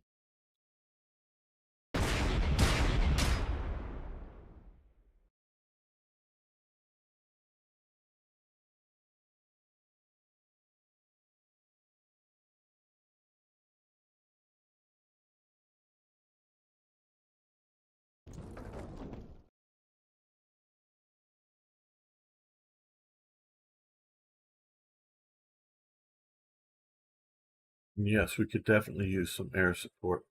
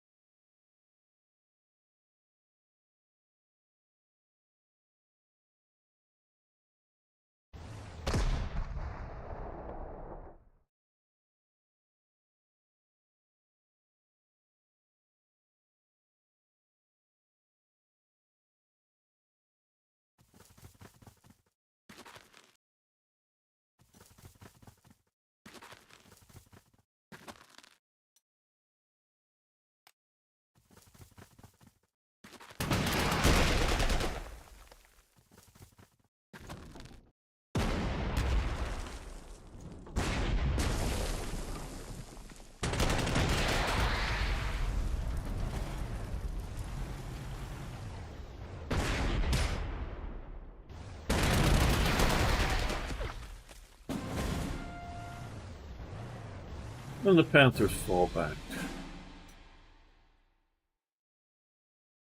Are they allowed to do that? Fall back, I mean?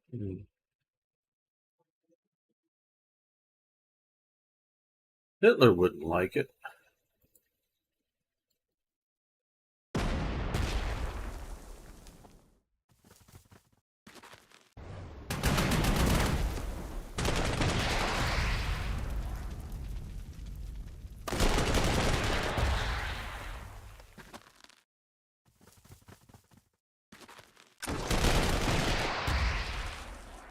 There we go.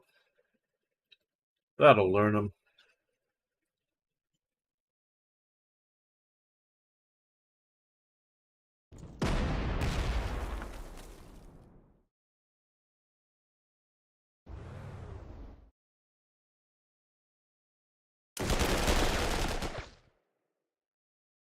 And goodbye.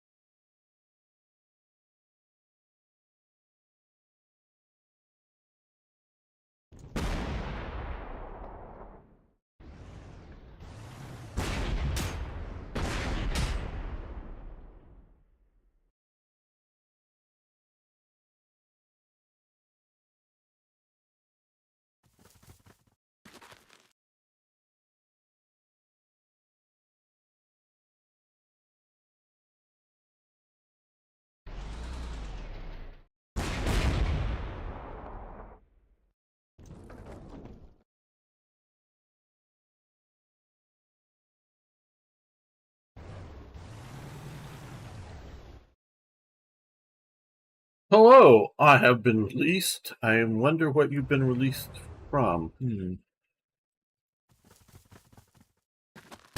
Clear that minefield. We might need to move up that way.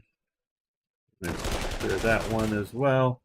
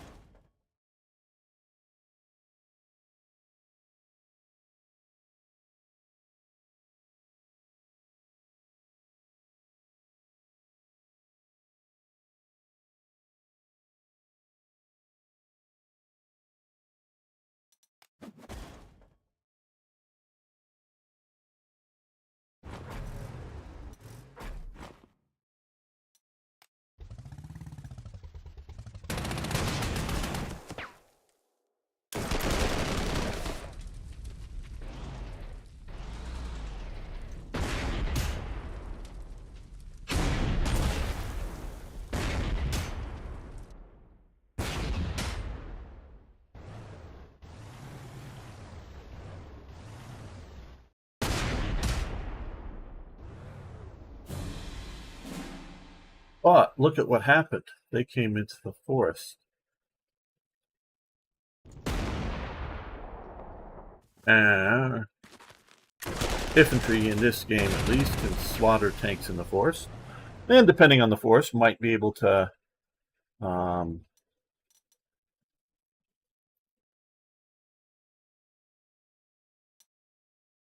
slaughter them in real life too. This I don't get the question. What the sigma? Sorry, I don't get the question.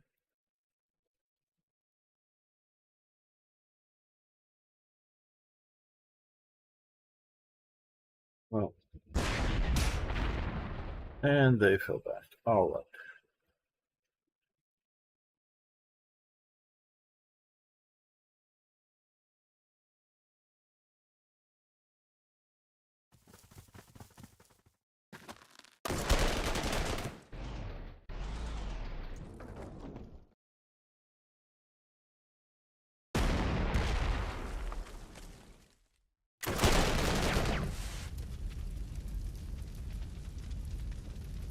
There we go. Push into Rochefort. Well, is every Saturday you play? We play War Thunder mostly. If I said Saturday, I misspoke. We play mostly on Sundays. War Thunder.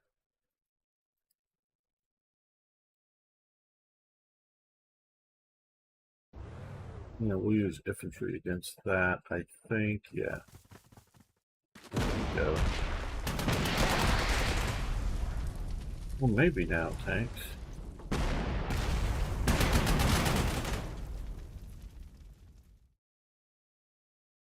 Okay, can't really move anything. Oh, we can move you up in here. Okay, sir, with Rochefort Airfield, the RAF quickly utilizes the base to provide additional air support. Very good. Very, very good. Okay, next turn we can operate them.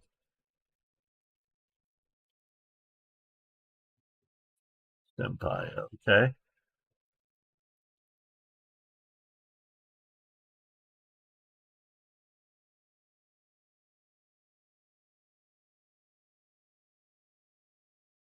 What?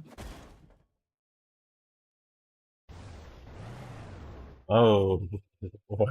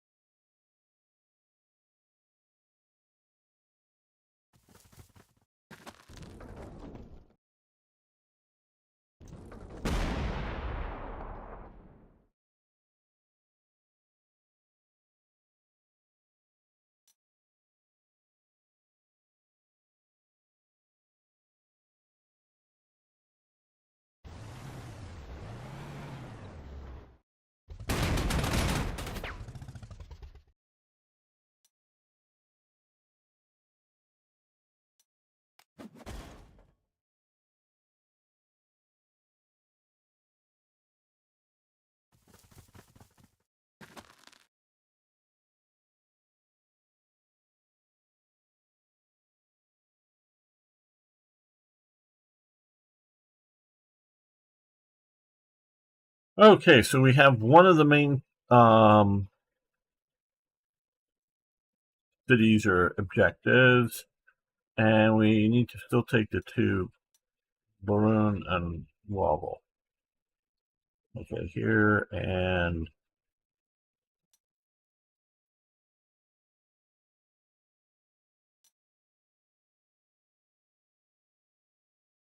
where is Barun? Oh, here, right in front of us. Ah, right, okay.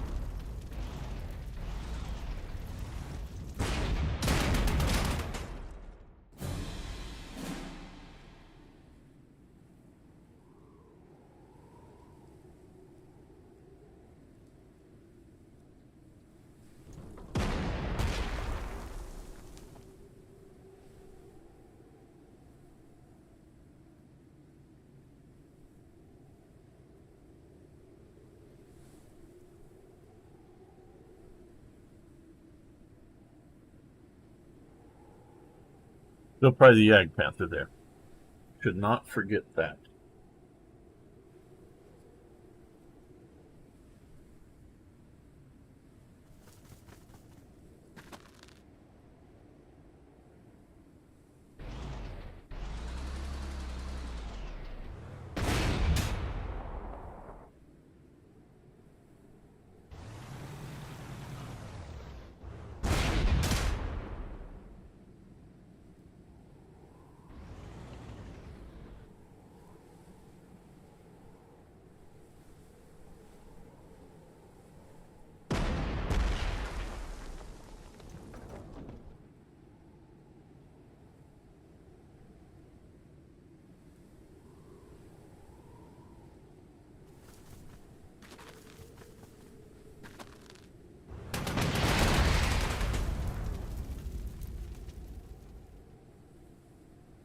Okay, well, yeah, let's pursue.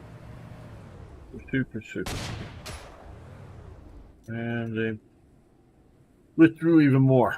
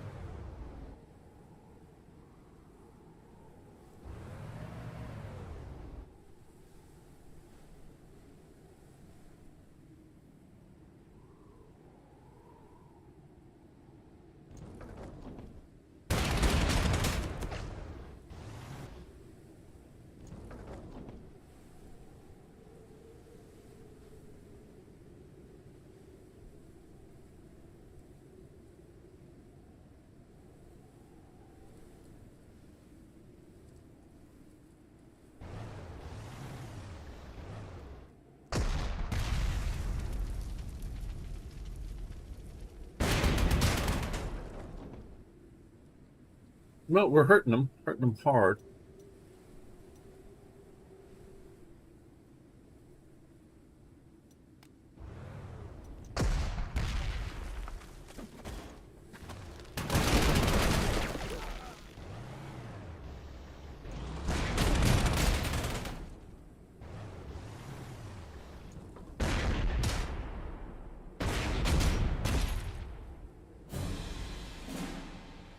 Well,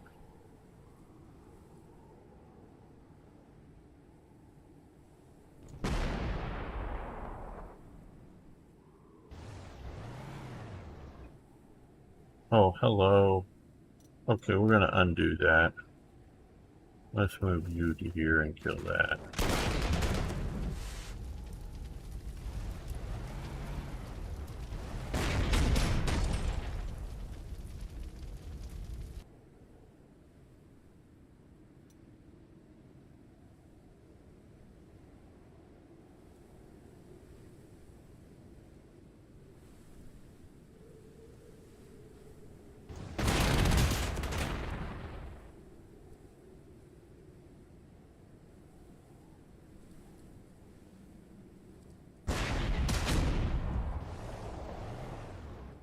Oh, goody.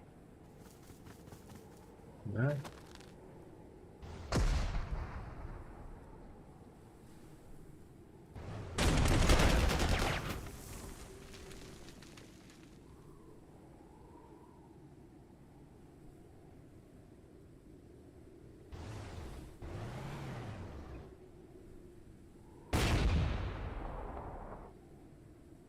No, well, hoping to take that out, but we got it encircled.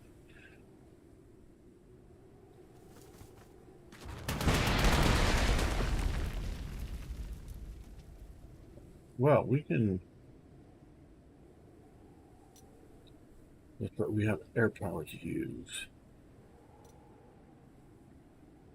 Oh, it's snowing. They give us air power and then they have it snow. That's useful.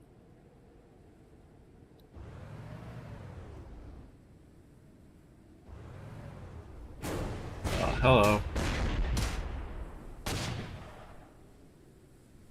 You got ambushed. Oh boy. Oh boy. Okay, you have been released.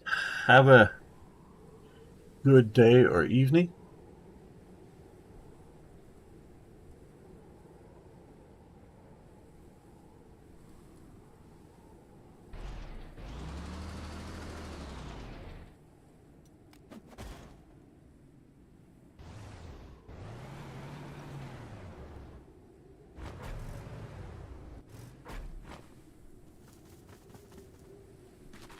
And these guys over here.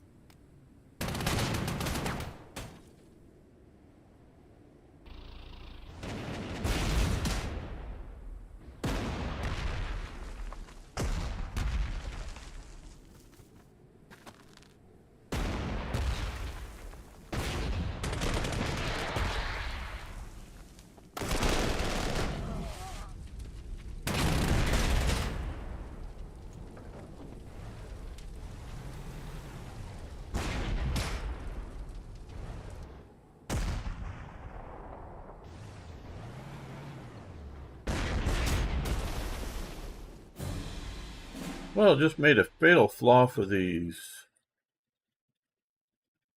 panthers here.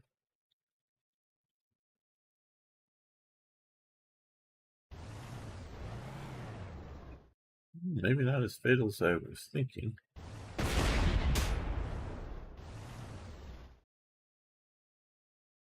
Well,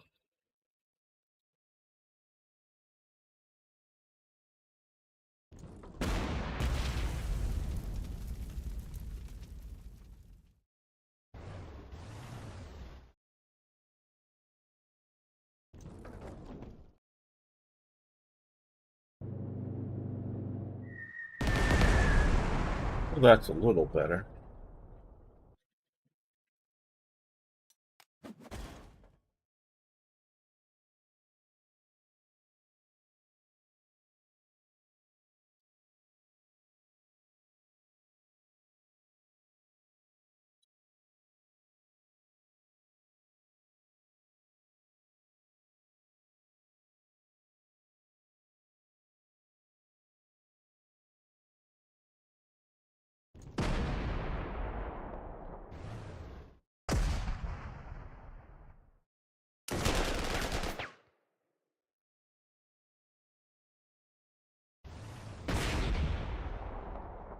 Oh, come on.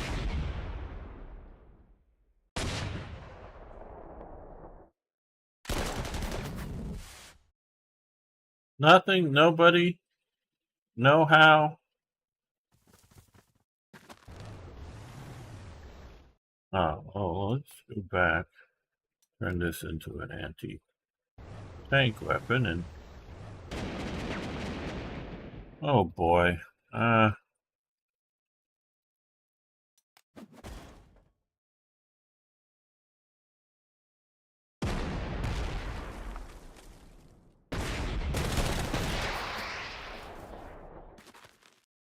At least I got 2 of the units not to be surrounded.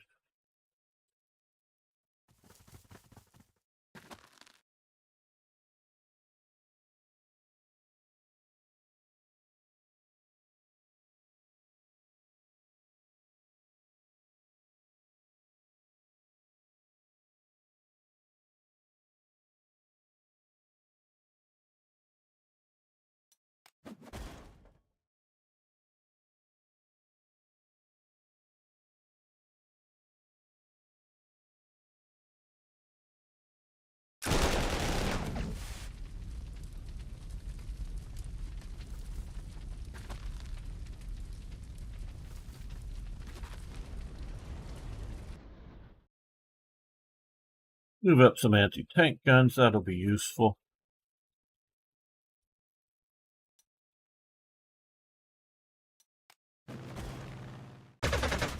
Ah, shit, I forgot to escort them, damn.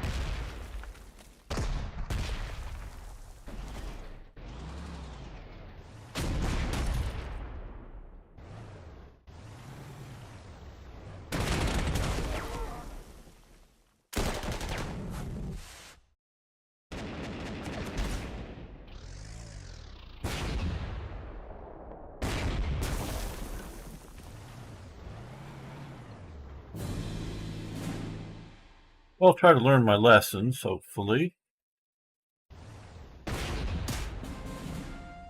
Okay, good.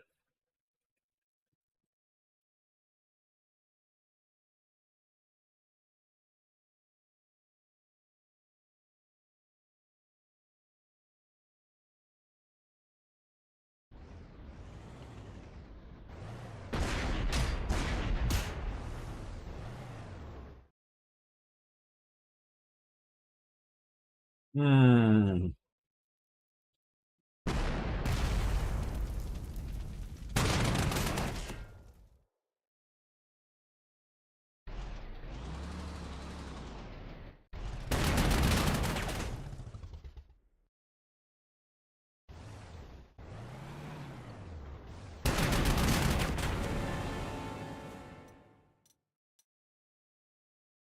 Okay, and we're going to reinforce them, leave the escort there. No, let's no, he'll do better escorting. Okay.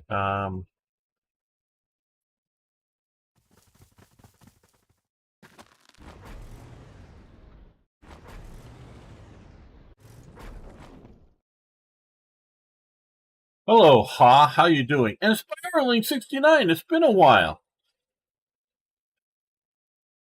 Okay. I know I just talked about this, but Spiraling wasn't here. Traditionally, in Panzer Corps 1 or 2, I couldn't tell you whether these are platoons, companies, or battalions. Now, I would say in this scale of a game, I would say these represent, because with this new DLC and dealing with Battle of the Bulge, I would say that these are probably more company in scale. Because a platoon into this village would be awfully small, but I would say these represents basically company size. That's what I would go with.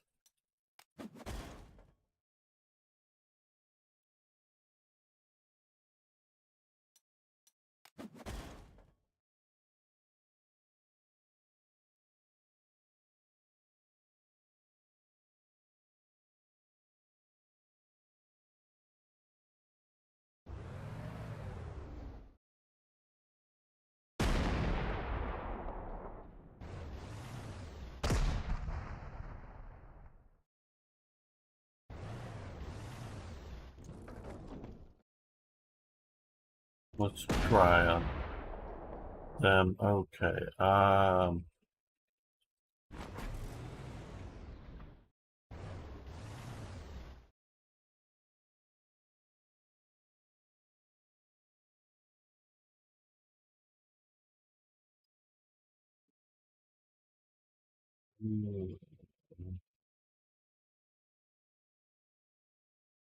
Hmm. Okay. I'll be right back. Just give me a minute.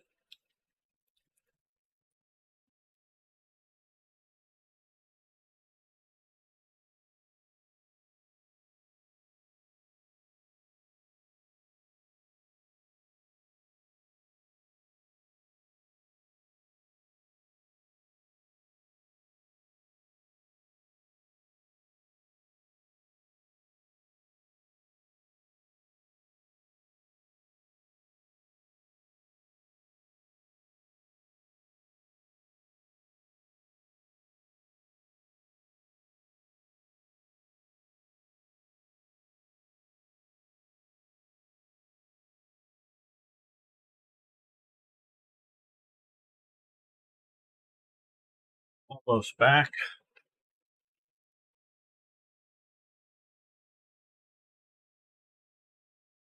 Okay, I'm back.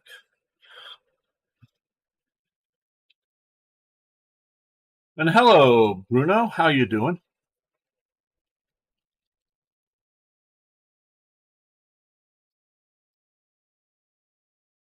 Okay, just need to get something to eat here.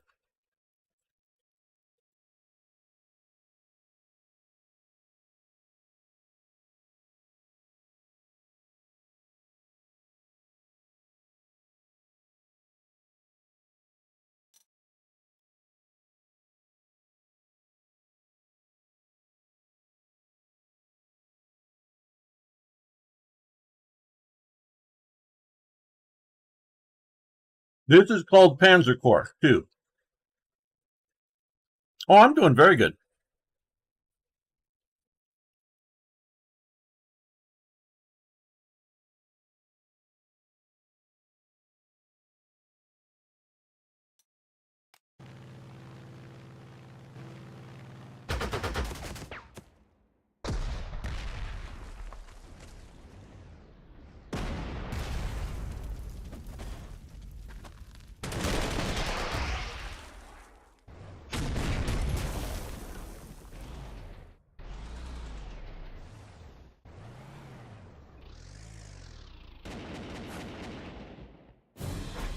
Okay, we are now into cloudy, so less visibility.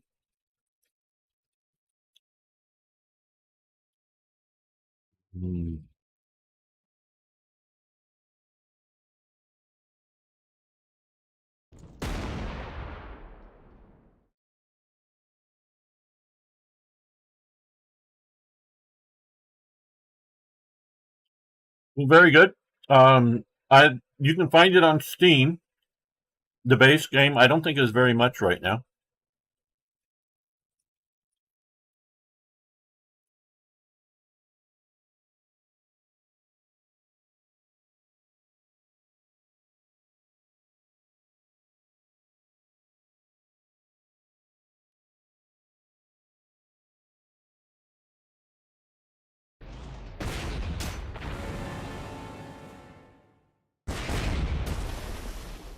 Actually, I want to take that back. Let's attack here.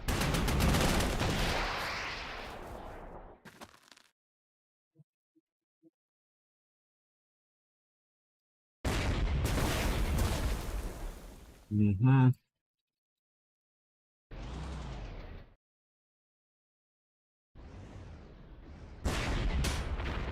There we go.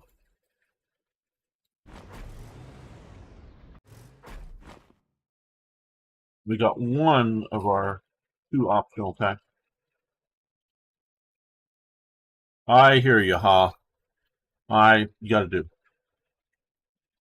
What's your Windows? 10, I believe. I'm playing this on my laptop right now. I forget. I think it's Windows 10.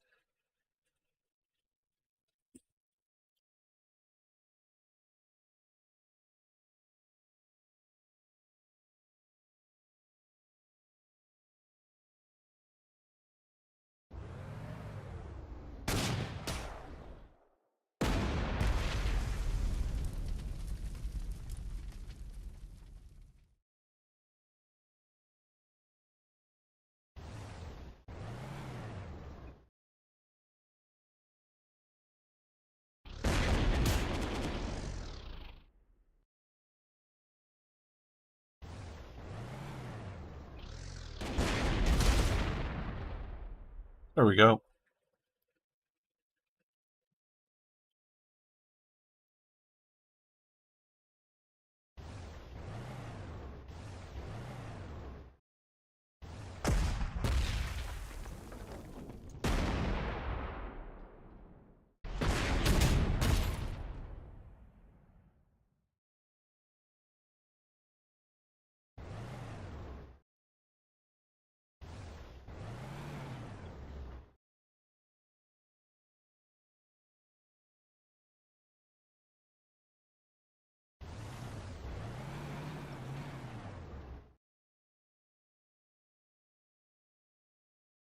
Yeah. I think most of you should be able to, be able to play this with that sort of processor.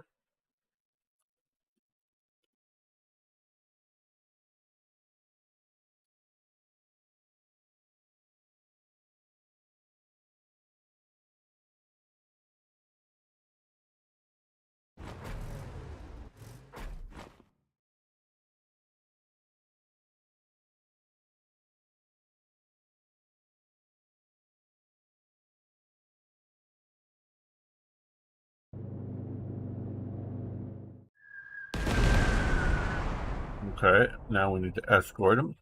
There's some typhoons here.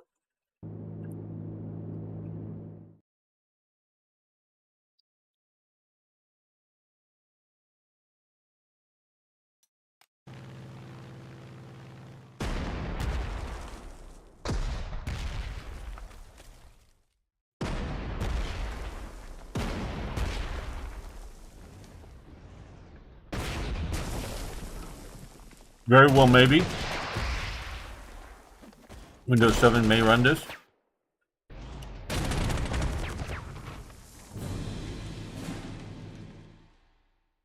Okay, well.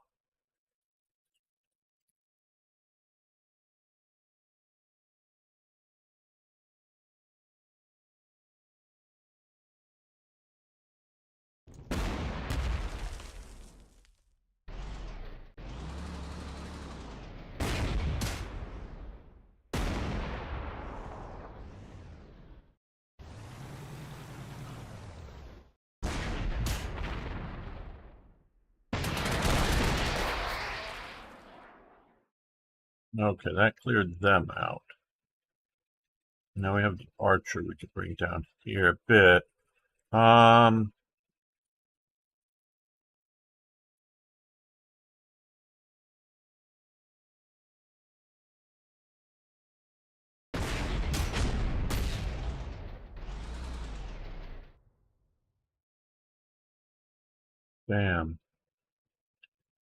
Well, there's going to be somebody there. We can't quite get to there.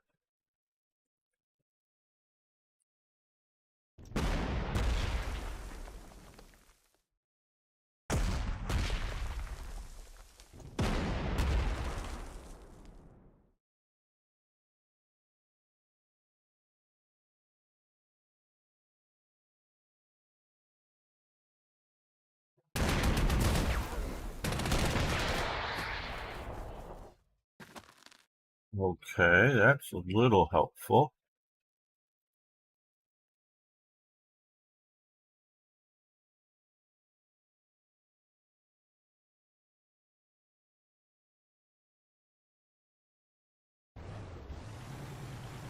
Yeah, if we can fully take out this tiger, it would be worth a little bit of damage. There we go.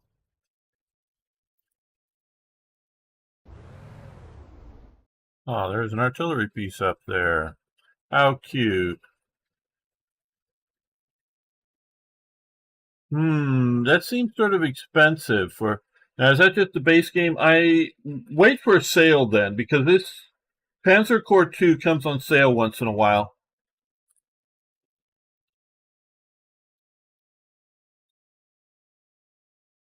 And check it out then. I know it does.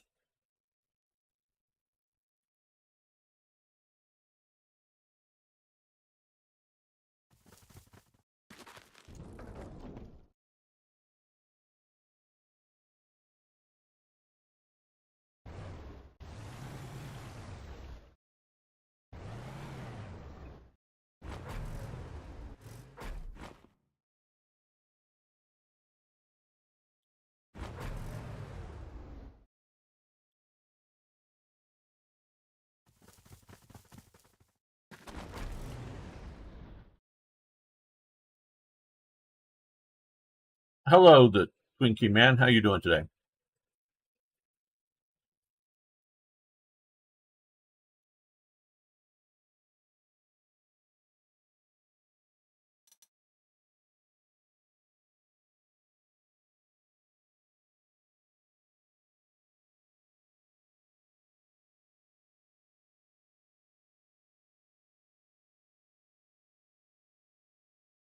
Could be. I'm not sure which one you're referring to, but yep.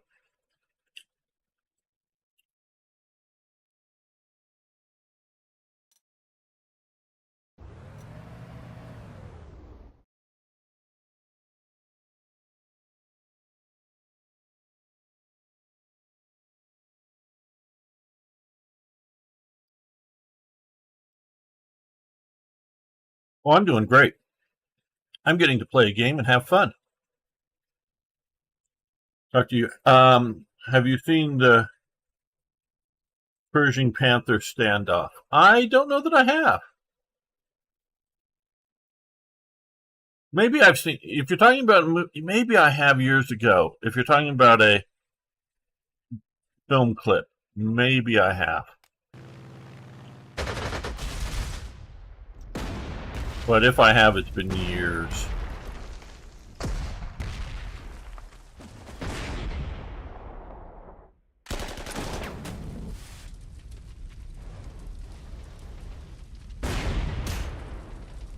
Uh-oh.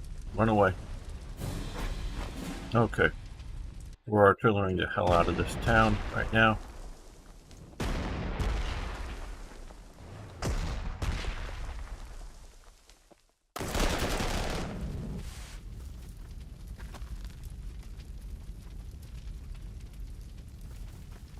Okay, sir. U.S. units arrived to support further operations. There are also rumored that about upgun jumbo Shermans being on the way, but let's check what's in stock after the battle. Okay. Hey, folk. Yes, yes, that will be later this year.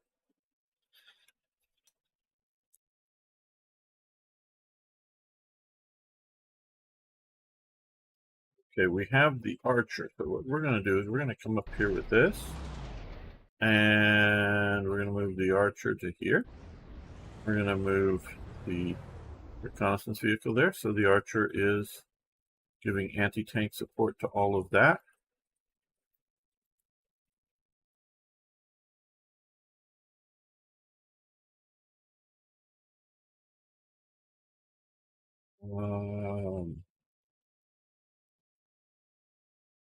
Let's clean this back up into the air. And shoot at that. Yeah, spiraling. I do think I've seen that. But it's like I say, it sort of jogged my memory. It's been years.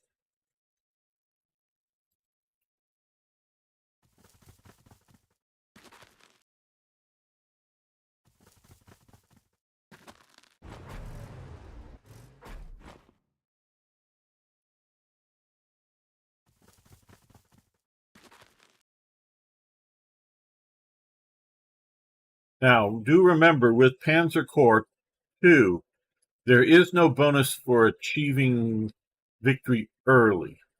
Now, doing the optionals, yes, there's bonuses for that. But you don't have to. You don't have to do it early. So think about what you're doing. You don't have to rush. Attack with these Belgian SAS jeeps, and they surrender. Very good.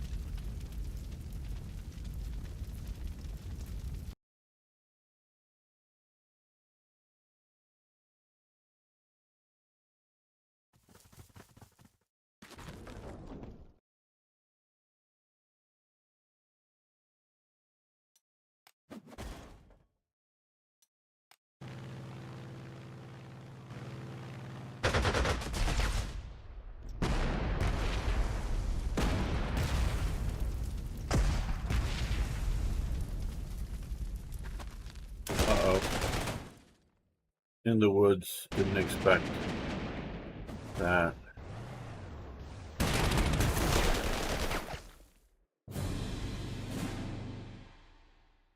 Okay, well, we'll have to see about all of that.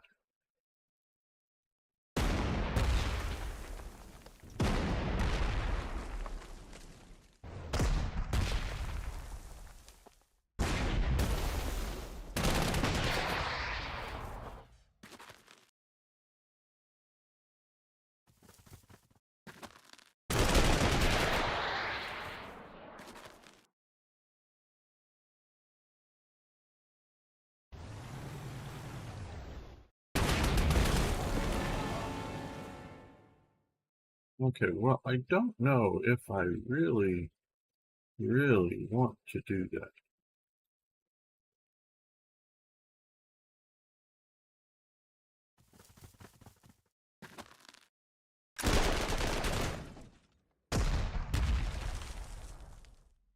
Let's take a quick look at this.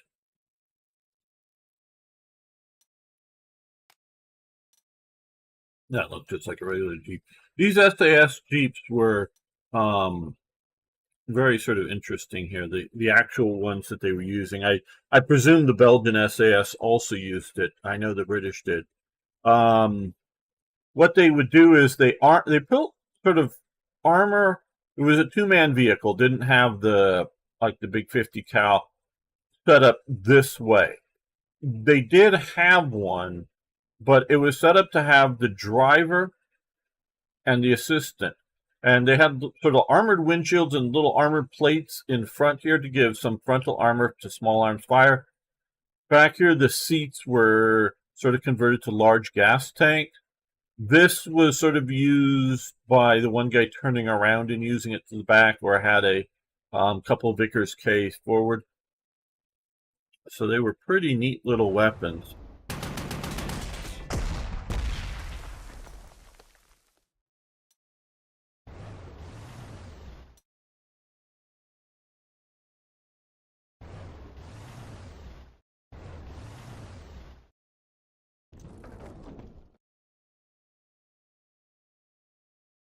What is the Hoi 4 marked in China? Hello. What is that? One Bonti. I don't know exactly the answer to your question. You talking? There is what Waking the Tiger was a DLC for China. You're gonna retreat out of the woods. You're actually gonna come into the woods. There we go.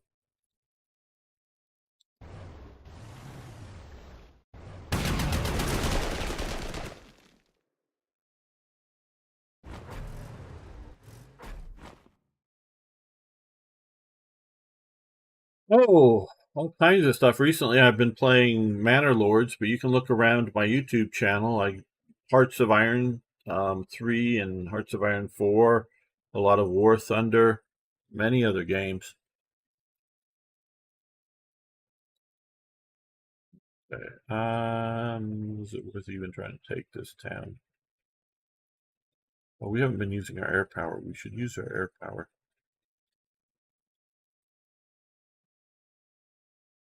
Well, most everything's out of range for air power.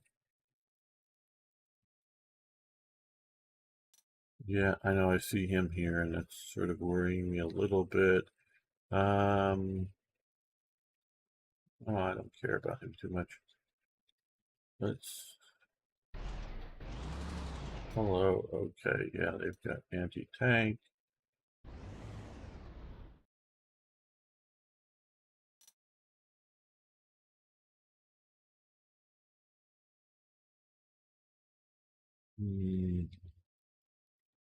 Okay.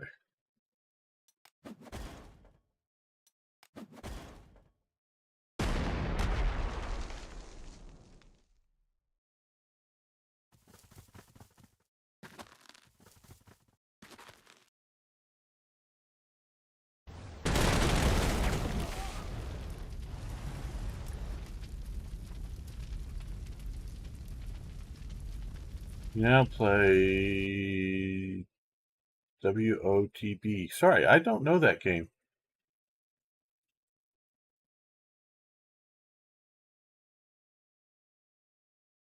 Yeah, I'm still addicted to War Thunder, but yeah.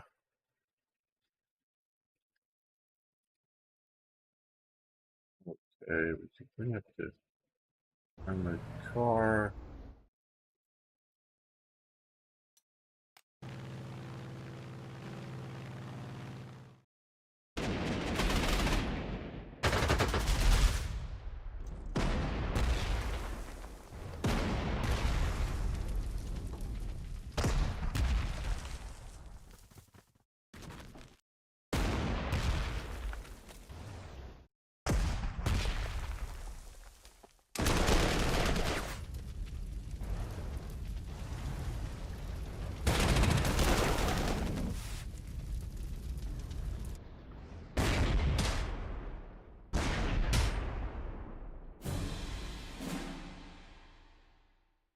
A World of Tanks Blitz. Well, I've heard of World of Tanks for sure. I don't know what Blitz is. I haven't heard of that one.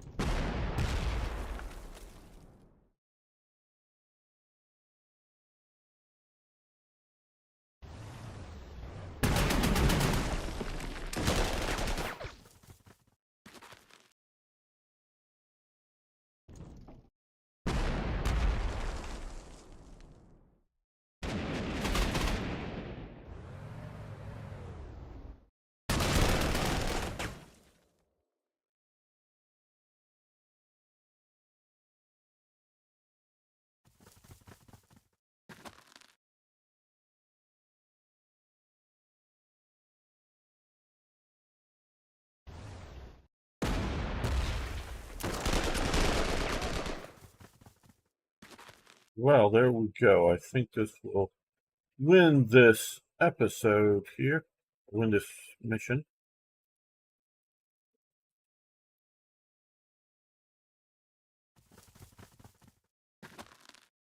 Okay, heavy German armor proved to be an unpleasant surprise at Bure. I don't know. Nevertheless, the Paris did a splendid job. By January 5th, British forces had secured the area between Rochefort and Grun Point, but most of the fighting was costly, especially for British paratroopers at Brunei. Therefore, the 6th Airborne Division was withdrawn from the front. In February, the Paras went back to the United Kingdom to prepare for their role in Operation Varsity. Yeah.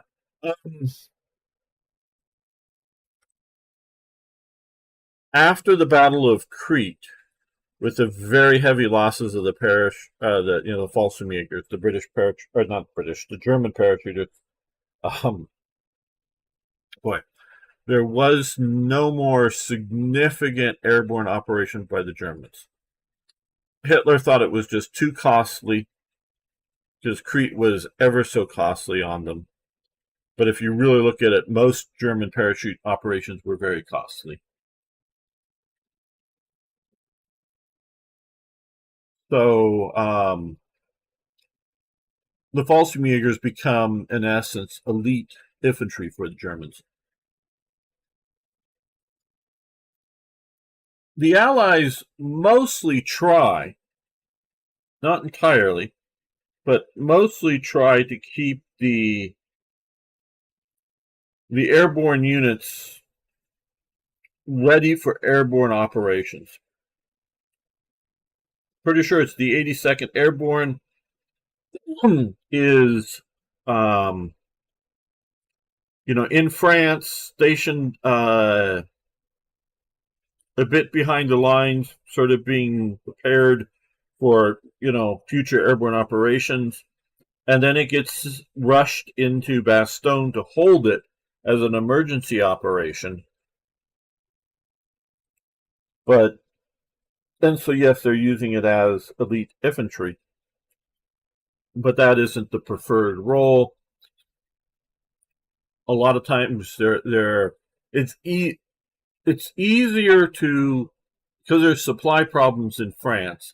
It's easier to supply and launch an airborne operation out of Britain over to the continent than it is over in the continent, much closer to the area of operations. So they do the rotation. I think Operation Varsity, which is the last major airborne operation of the European War. I'd have to look at the dates to see the airborne operations in the Philippines to know those dates. But and it is a jump across the Rhine River. I think it was unnecessary. I think it got unnecessary casualties. It was more of a let's show what airborne operations can do for the next war kind of operation. At least that's what I would say. Well, I want to thank everyone who's made it this far in the video. Hope you all like the video. See you next time for more historical wargaming. Okay, let's end that. We're going to keep playing though here. Well, it is almost noon. Yeah, another mission here, or at least another episode here. We will play. Don't know that we're going to complete the mission. Welcome back, fellow. Now let me stop this. Welcome back, fellow armchair generals. This is Gamer 1745, and we're going to be moving ahead with our playthrough of Panzer Corps 2's Front Lines Battle of the Bulge DLC. Hopefully, I got all that in the right order. Their first non-German playable DLC, playable side DLC, and I'm really glad they have done that.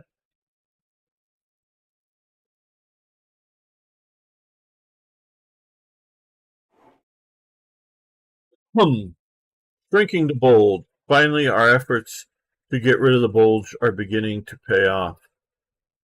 A few days ago, the 7th U.S. Corps launched attacks between Hutton and Manhay, I don't know, against the northern tip of the German-held salient.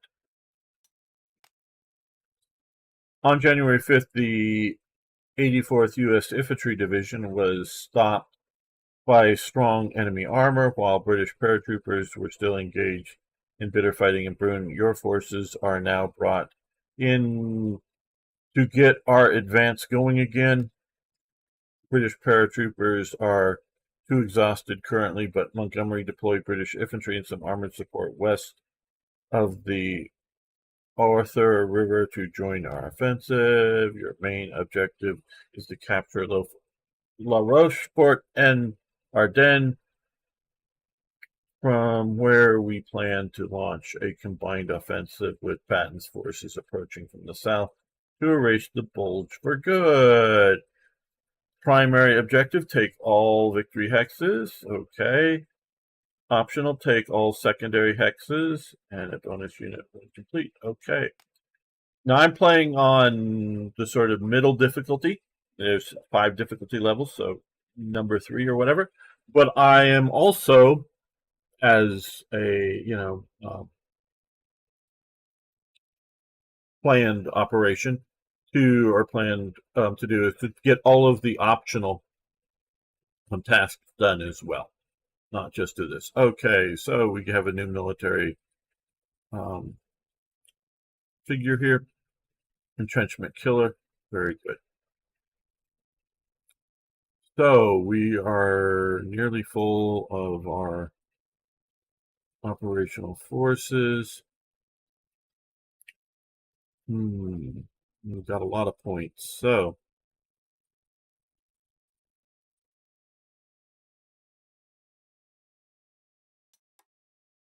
those are the ones that are deployed. Do we have any in reserve? Yes, a little bit.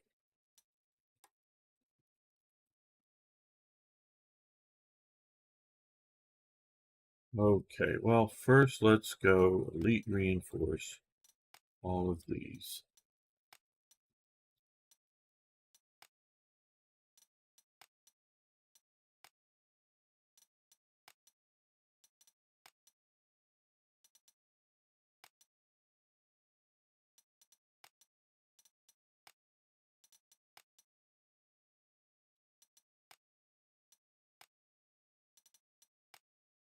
It is very useful to have these forces ground up. Now, let's take a look at what we could purchase here for vehicles. We were talking about the idea of Shermans. Now we have here 16 factors of 76 millimeter jumbos as prototypes. We have 1 captured Tiger 1 and 9 factors of Panther G's captured. Okay, so what I'm thinking of doing here is this unit here. Let's take a look at it. And the hero here reduces slots. So let's see if we were to upgrade it to this.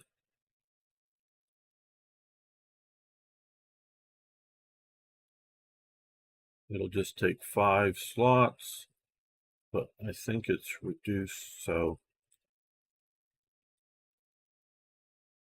yes, this will give us a jumbo with a real killing gun.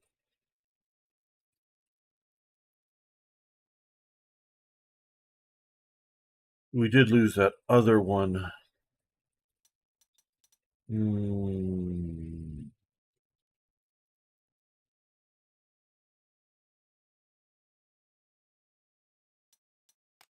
What is our, okay, rapid fire, cheap replacements. Okay, we have 3 heroes: Benchmark Killer, Fast Learner, and Tank Killer. No retaliation. Now,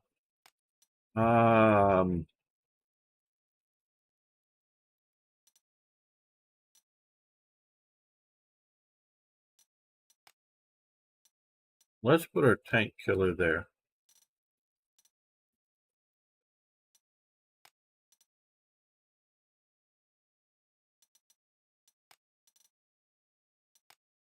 And Impingement and Fast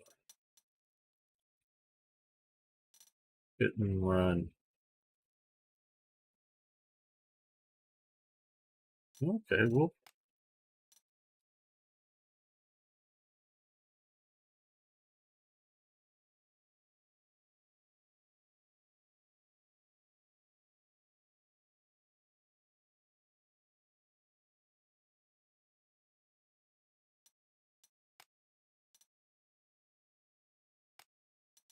that'll reduce the enemy's judgment.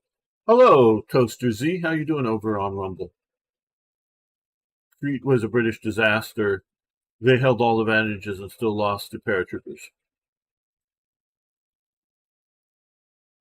They had a lot of advantages, absolutely. The British did. The problem with Britain in Crete was it was not a coherent force. I've read some descriptions of the battle.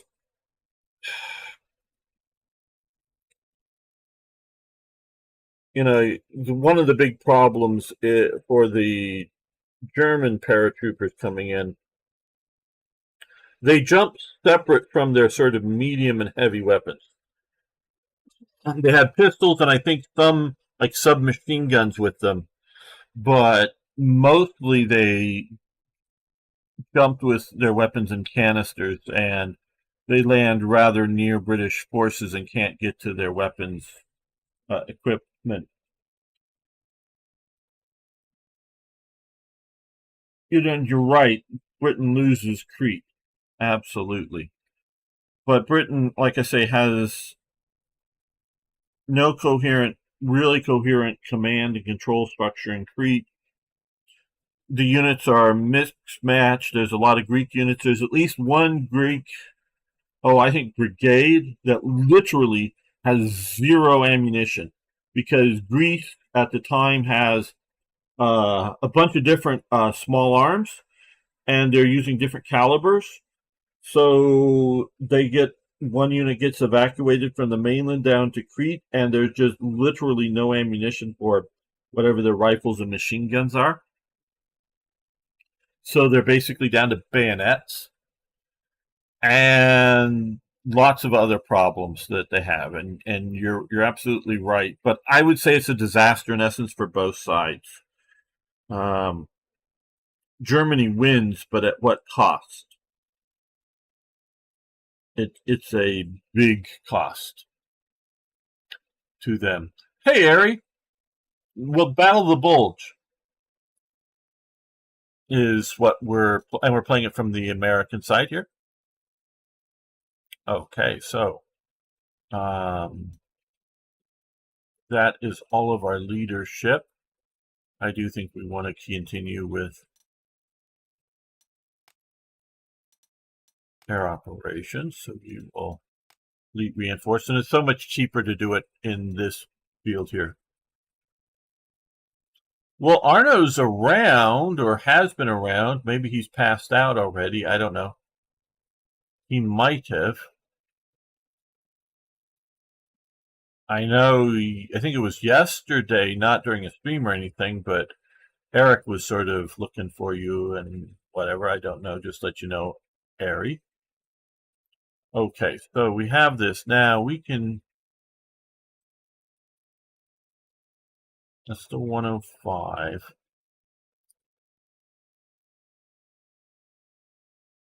Let's see if we can upgrade this to.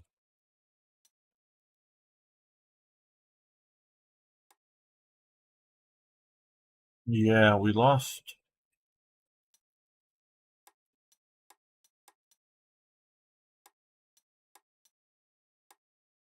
think we have the points as well as the slots, so we'll upgrade it.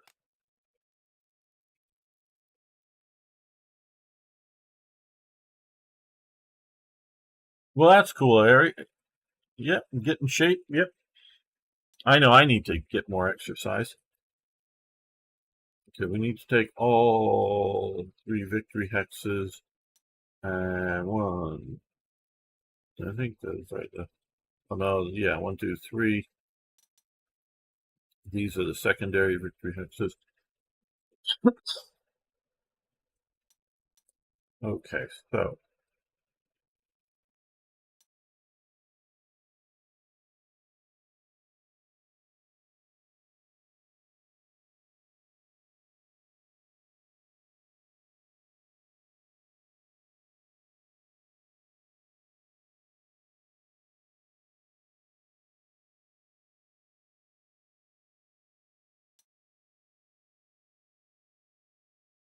put our rangers there.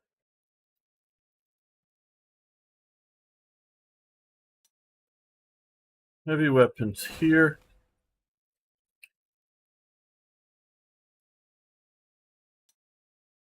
Here.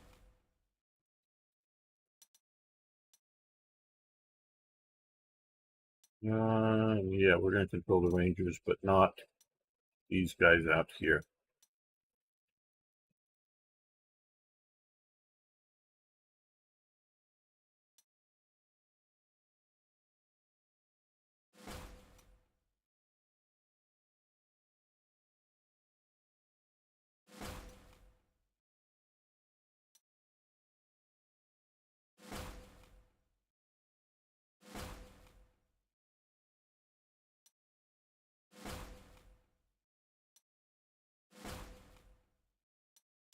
Yes, lots and lots of artillery.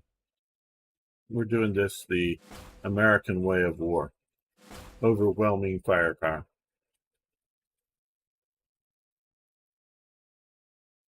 Uh-oh. Folk wants photos. Don't know if you should give them to them or not.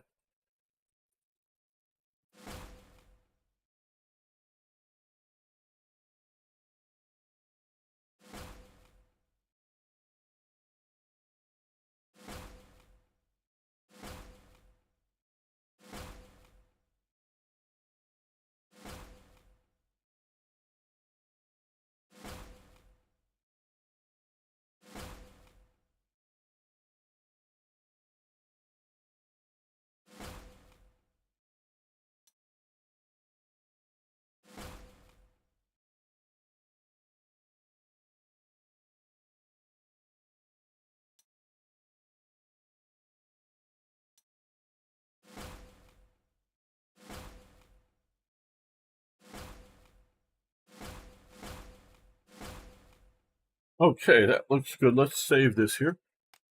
Guess I just want to make some tweaks.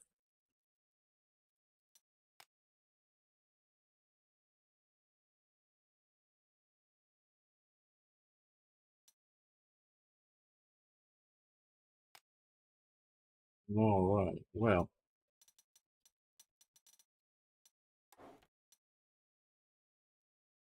Let's end the deployment phase.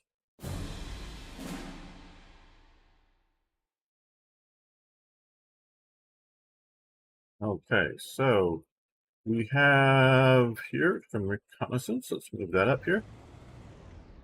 I see Germans.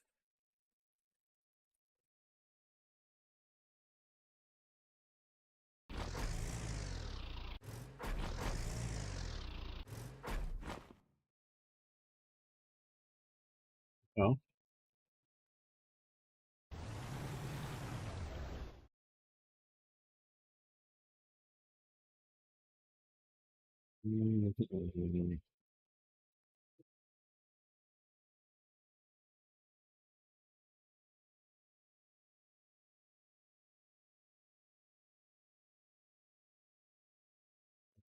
That's what I'm looking for. Move up to slaughter any counterattacks. Next turn, you'll get up on top of that hill.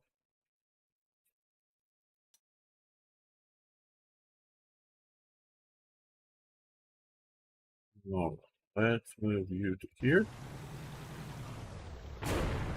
And boom, we found landmines. You guys clear them.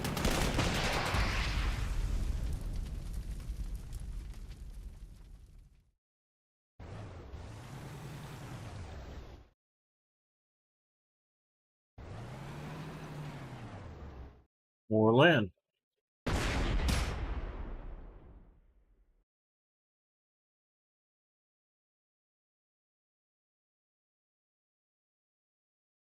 Now, what do we want to do down here with the British?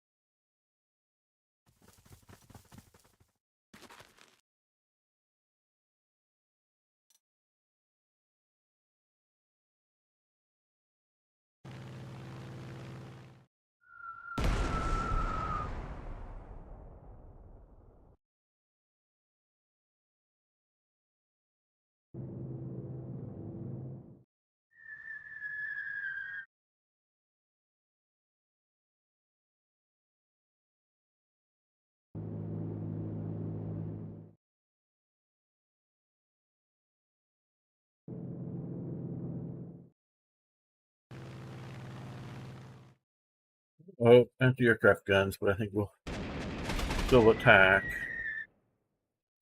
Not very effectively, though, unfortunately.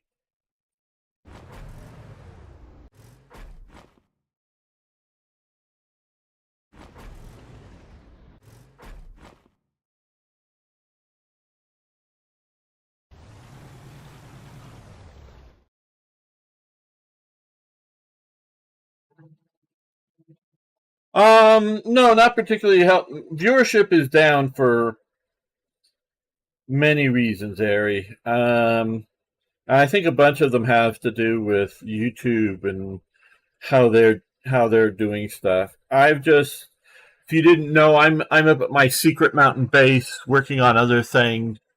So I really would like to be releasing videos more like every other day. I think that would be best, but just not releasing as much as I wish to. Um, so yeah, and that's part of it. You know,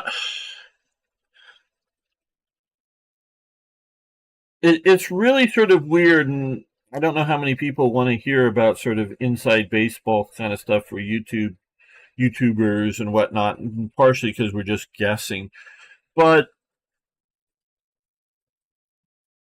it's really sort of weird because if I'm producing, whether I like live stream today or um, if I when I put these videos up later, uh, they will suggest the Panzer Corps 2 videos to my viewers, and Aries right that Black Ice is one of the popular series with my viewers, but they won't suggest Panzer Corps 2 videos to people who watch Panzer Corps 2 videos but who are not routine watchers of my channel. So it's really sort of weird that. So it's hard to break into other games. Right now, the reason I'm not playing either Hearts of Iron 3 or Hearts of Iron 4 Black Ice is one, I got burnt out on Hearts of Iron 4 Black Ice. And Hearts of Iron 3, I want to do a lot of work on it with modding before I get in and play it, whether for myself or for the series. And I just don't have the time right now that I want to take to do all of that. So, I'm going to come back to Hearts of Iron 4 Black Ice eventually for sure. but I just really don't have the hours and hours to set things up like I want to do for the Hearts of Iron 3, so I'm just not doing it. So this is just sort of a, you know, quite honestly, filler videos and filler live streams because I like live streaming, but I just, and I got the time to live stream like now today, but not the 6, 8, 10, 50, I don't know, hours to get everything set up before doing it. So it's just sort of, I'm keeping the channel going, I'm keeping motivated to do the channel, but it's because of all the stuff that's going on, it's really at best secondary to everything. So, yeah. And so I'm just sort of going, yep, viewership is way down. Again, for multiple reasons. We can talk about whether I'm actually being suppressed or not and other things like that. But I know I have been in the past, but whether I'm being suppressed now or not, that's maybe debatable. Let's see what do you think. Also getting a UPS job soon, working 20 hours. So I'll be able to get a lot more active, hopefully.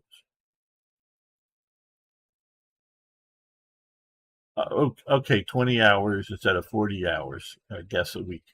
So they're 20 hours. Okay. Yeah, that hopefully that'll be good. Yeah, I think it could be good for you, UPS job. I know I'm getting a lot of deliveries. So long as you're not having, because I know there's sort of outside contractors, maybe not so much, I don't know for UPS, but with some of the delivery services, as long as you're not having to pay for the vehicle, I think that could be a very good thing. But if you're having to contract to pay for the upkeep of the vehicle, I wouldn't do it. And I don't know all the particulars, but I'm just saying I wouldn't even consider it, um, no matter what the math may show. But if they're paying for the truck and the gas and all of that stuff, and you're just being paid hourly for the delivery, well then yeah, that could be really good. Recently bought Hoi 3 again. I refunded it ages ago when the mod never worked and kept crashing. Maybe we can plan that MP we've been planning. Yeah, I want to work on that sometime. Uh, there's just so much stuff I should be doing that I'm not. So I don't know when I'm going to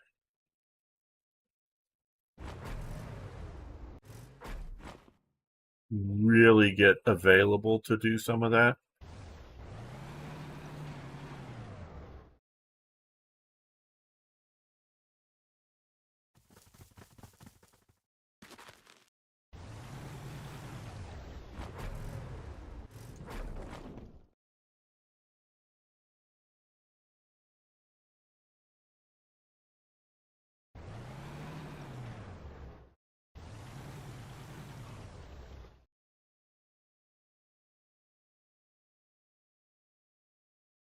Okay, you'll be a preloader, so okay, cool. You'll load the trucks for when they go out. Yeah, that's cool.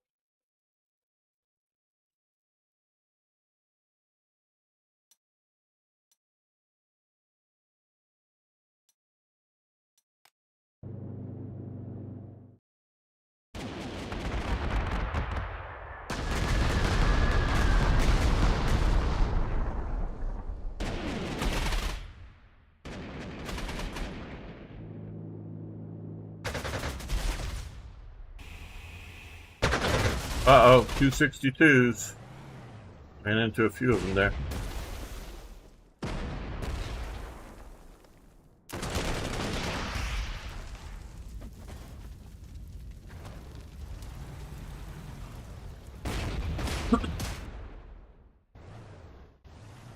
Okay, well.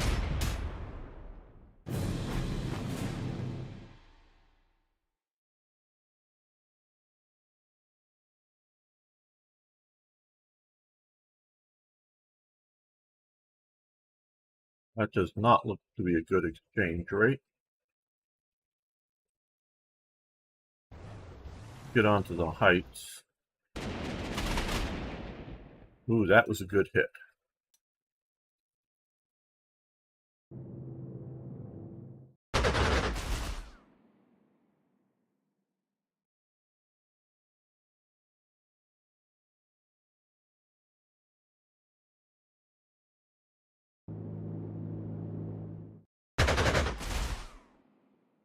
You take out the MIGs, not the MIGs, the measurements. Nope, not entirely.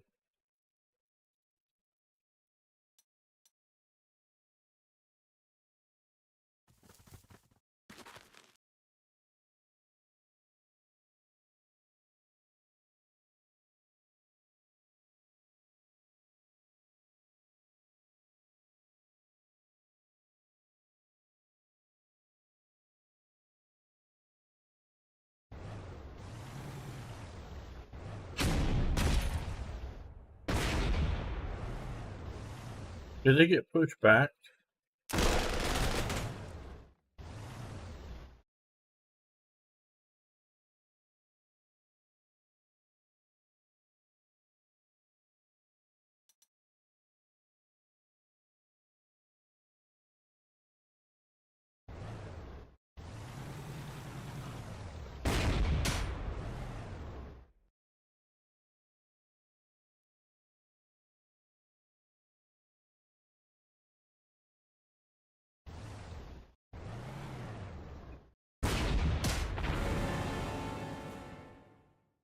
Okay. But they can't retreat.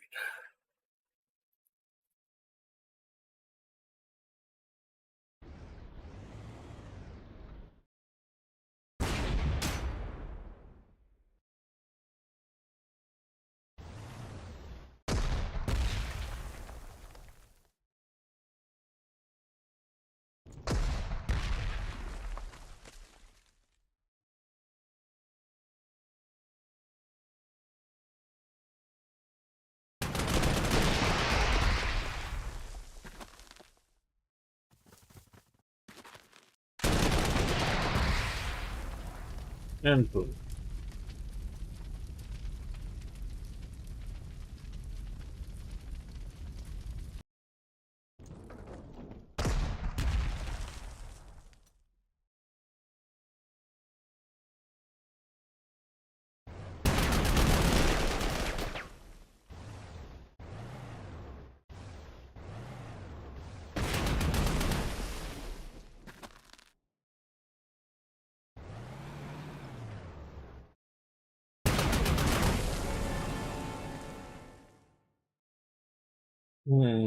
I don't think we'll do that just yet.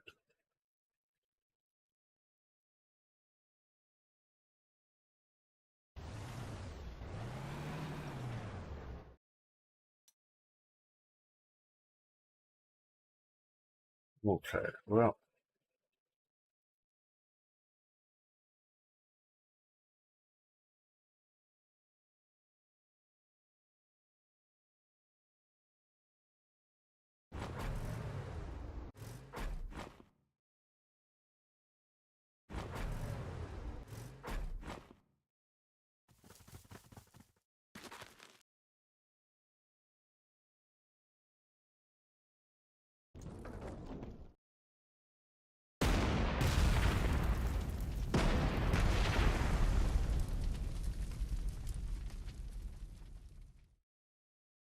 Hey, Beam Slam. Yeah, still playing for a little while.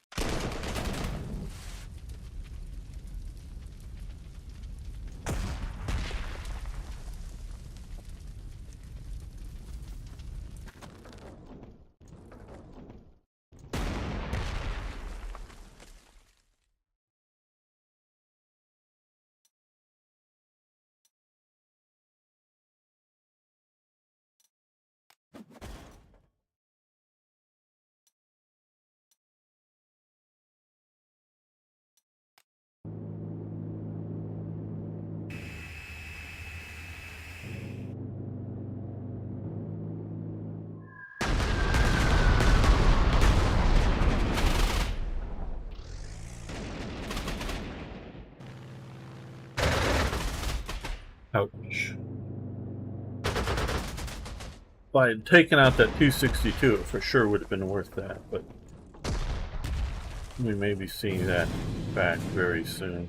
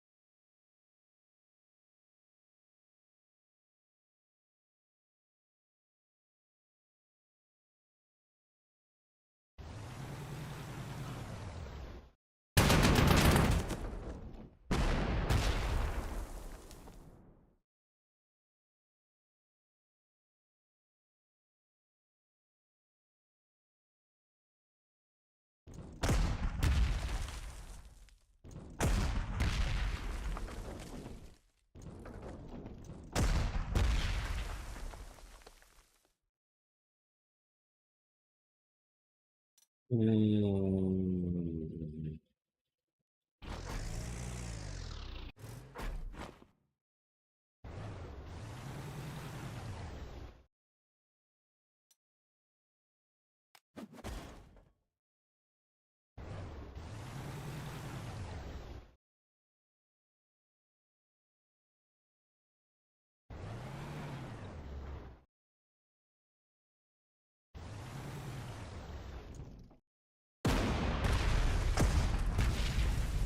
Okay, well, we're grinding that can, but not well.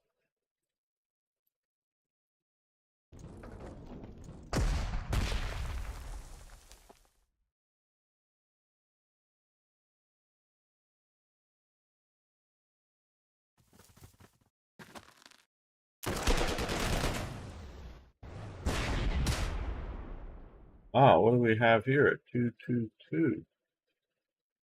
In winter camouflage.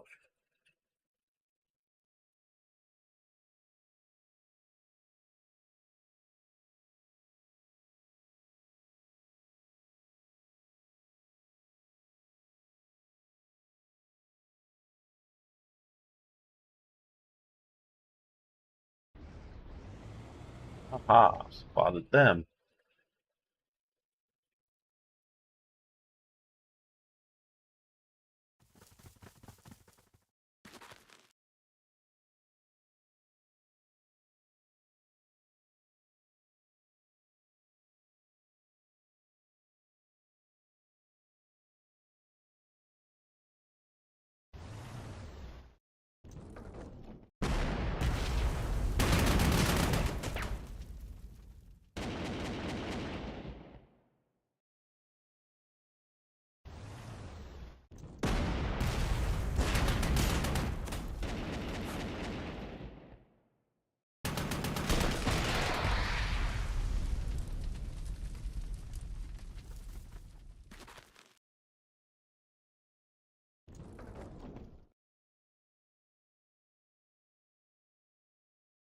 Okay.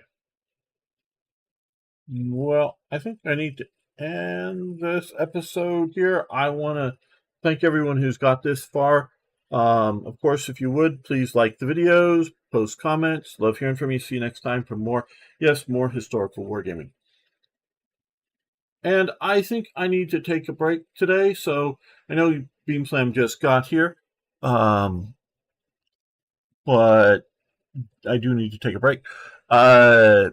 Tomorrow, I'm planning about a 9 to 11:30 my time out here, Pacific time, War Thunder, and then at noon my time, I need at least half-hour break. I'm scheduled to play, I believe it is Field of Glory Kingdoms for Slytherin on Sunday. So if you guys want to check me out, so I want to thank Beam Slam, Airy, let's go back up, Folk, for coming here, Bruno, if you're still around, Spiraling, uh, Twinkie Man, thank you all, Han, Arno, if you're still here, I don't know, and I have been released has left. So yeah, and it's just I'm going to be playing. I was watching some of Yog Dogs playing Byzantium. I'm probably going to pick something small like Scotland, just out of one and wanting a small nation to deal with, and two, sort of an emotional attachment. I've gone through the tutorial for it for kingdoms, but and I've played a bunch of. I'm blanking on uh,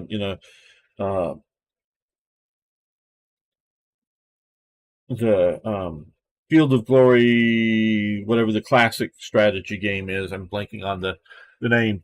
Um, so so I have a lot of the fundamentals down, I think, but it's not. I'm not coming off as. I don't plan on coming off as an expert in it, but and I'm definitely well. I'm thinking of likely playing it with the going back and forth to Field of Glory to medieval for the battles, but we'll see. That may take up too much time. I don't know. We'll see. So hope to see you all tomorrow, either on my channel and or Slytherin. So thanks everyone. Have a good day or evening, as it were. Yeah.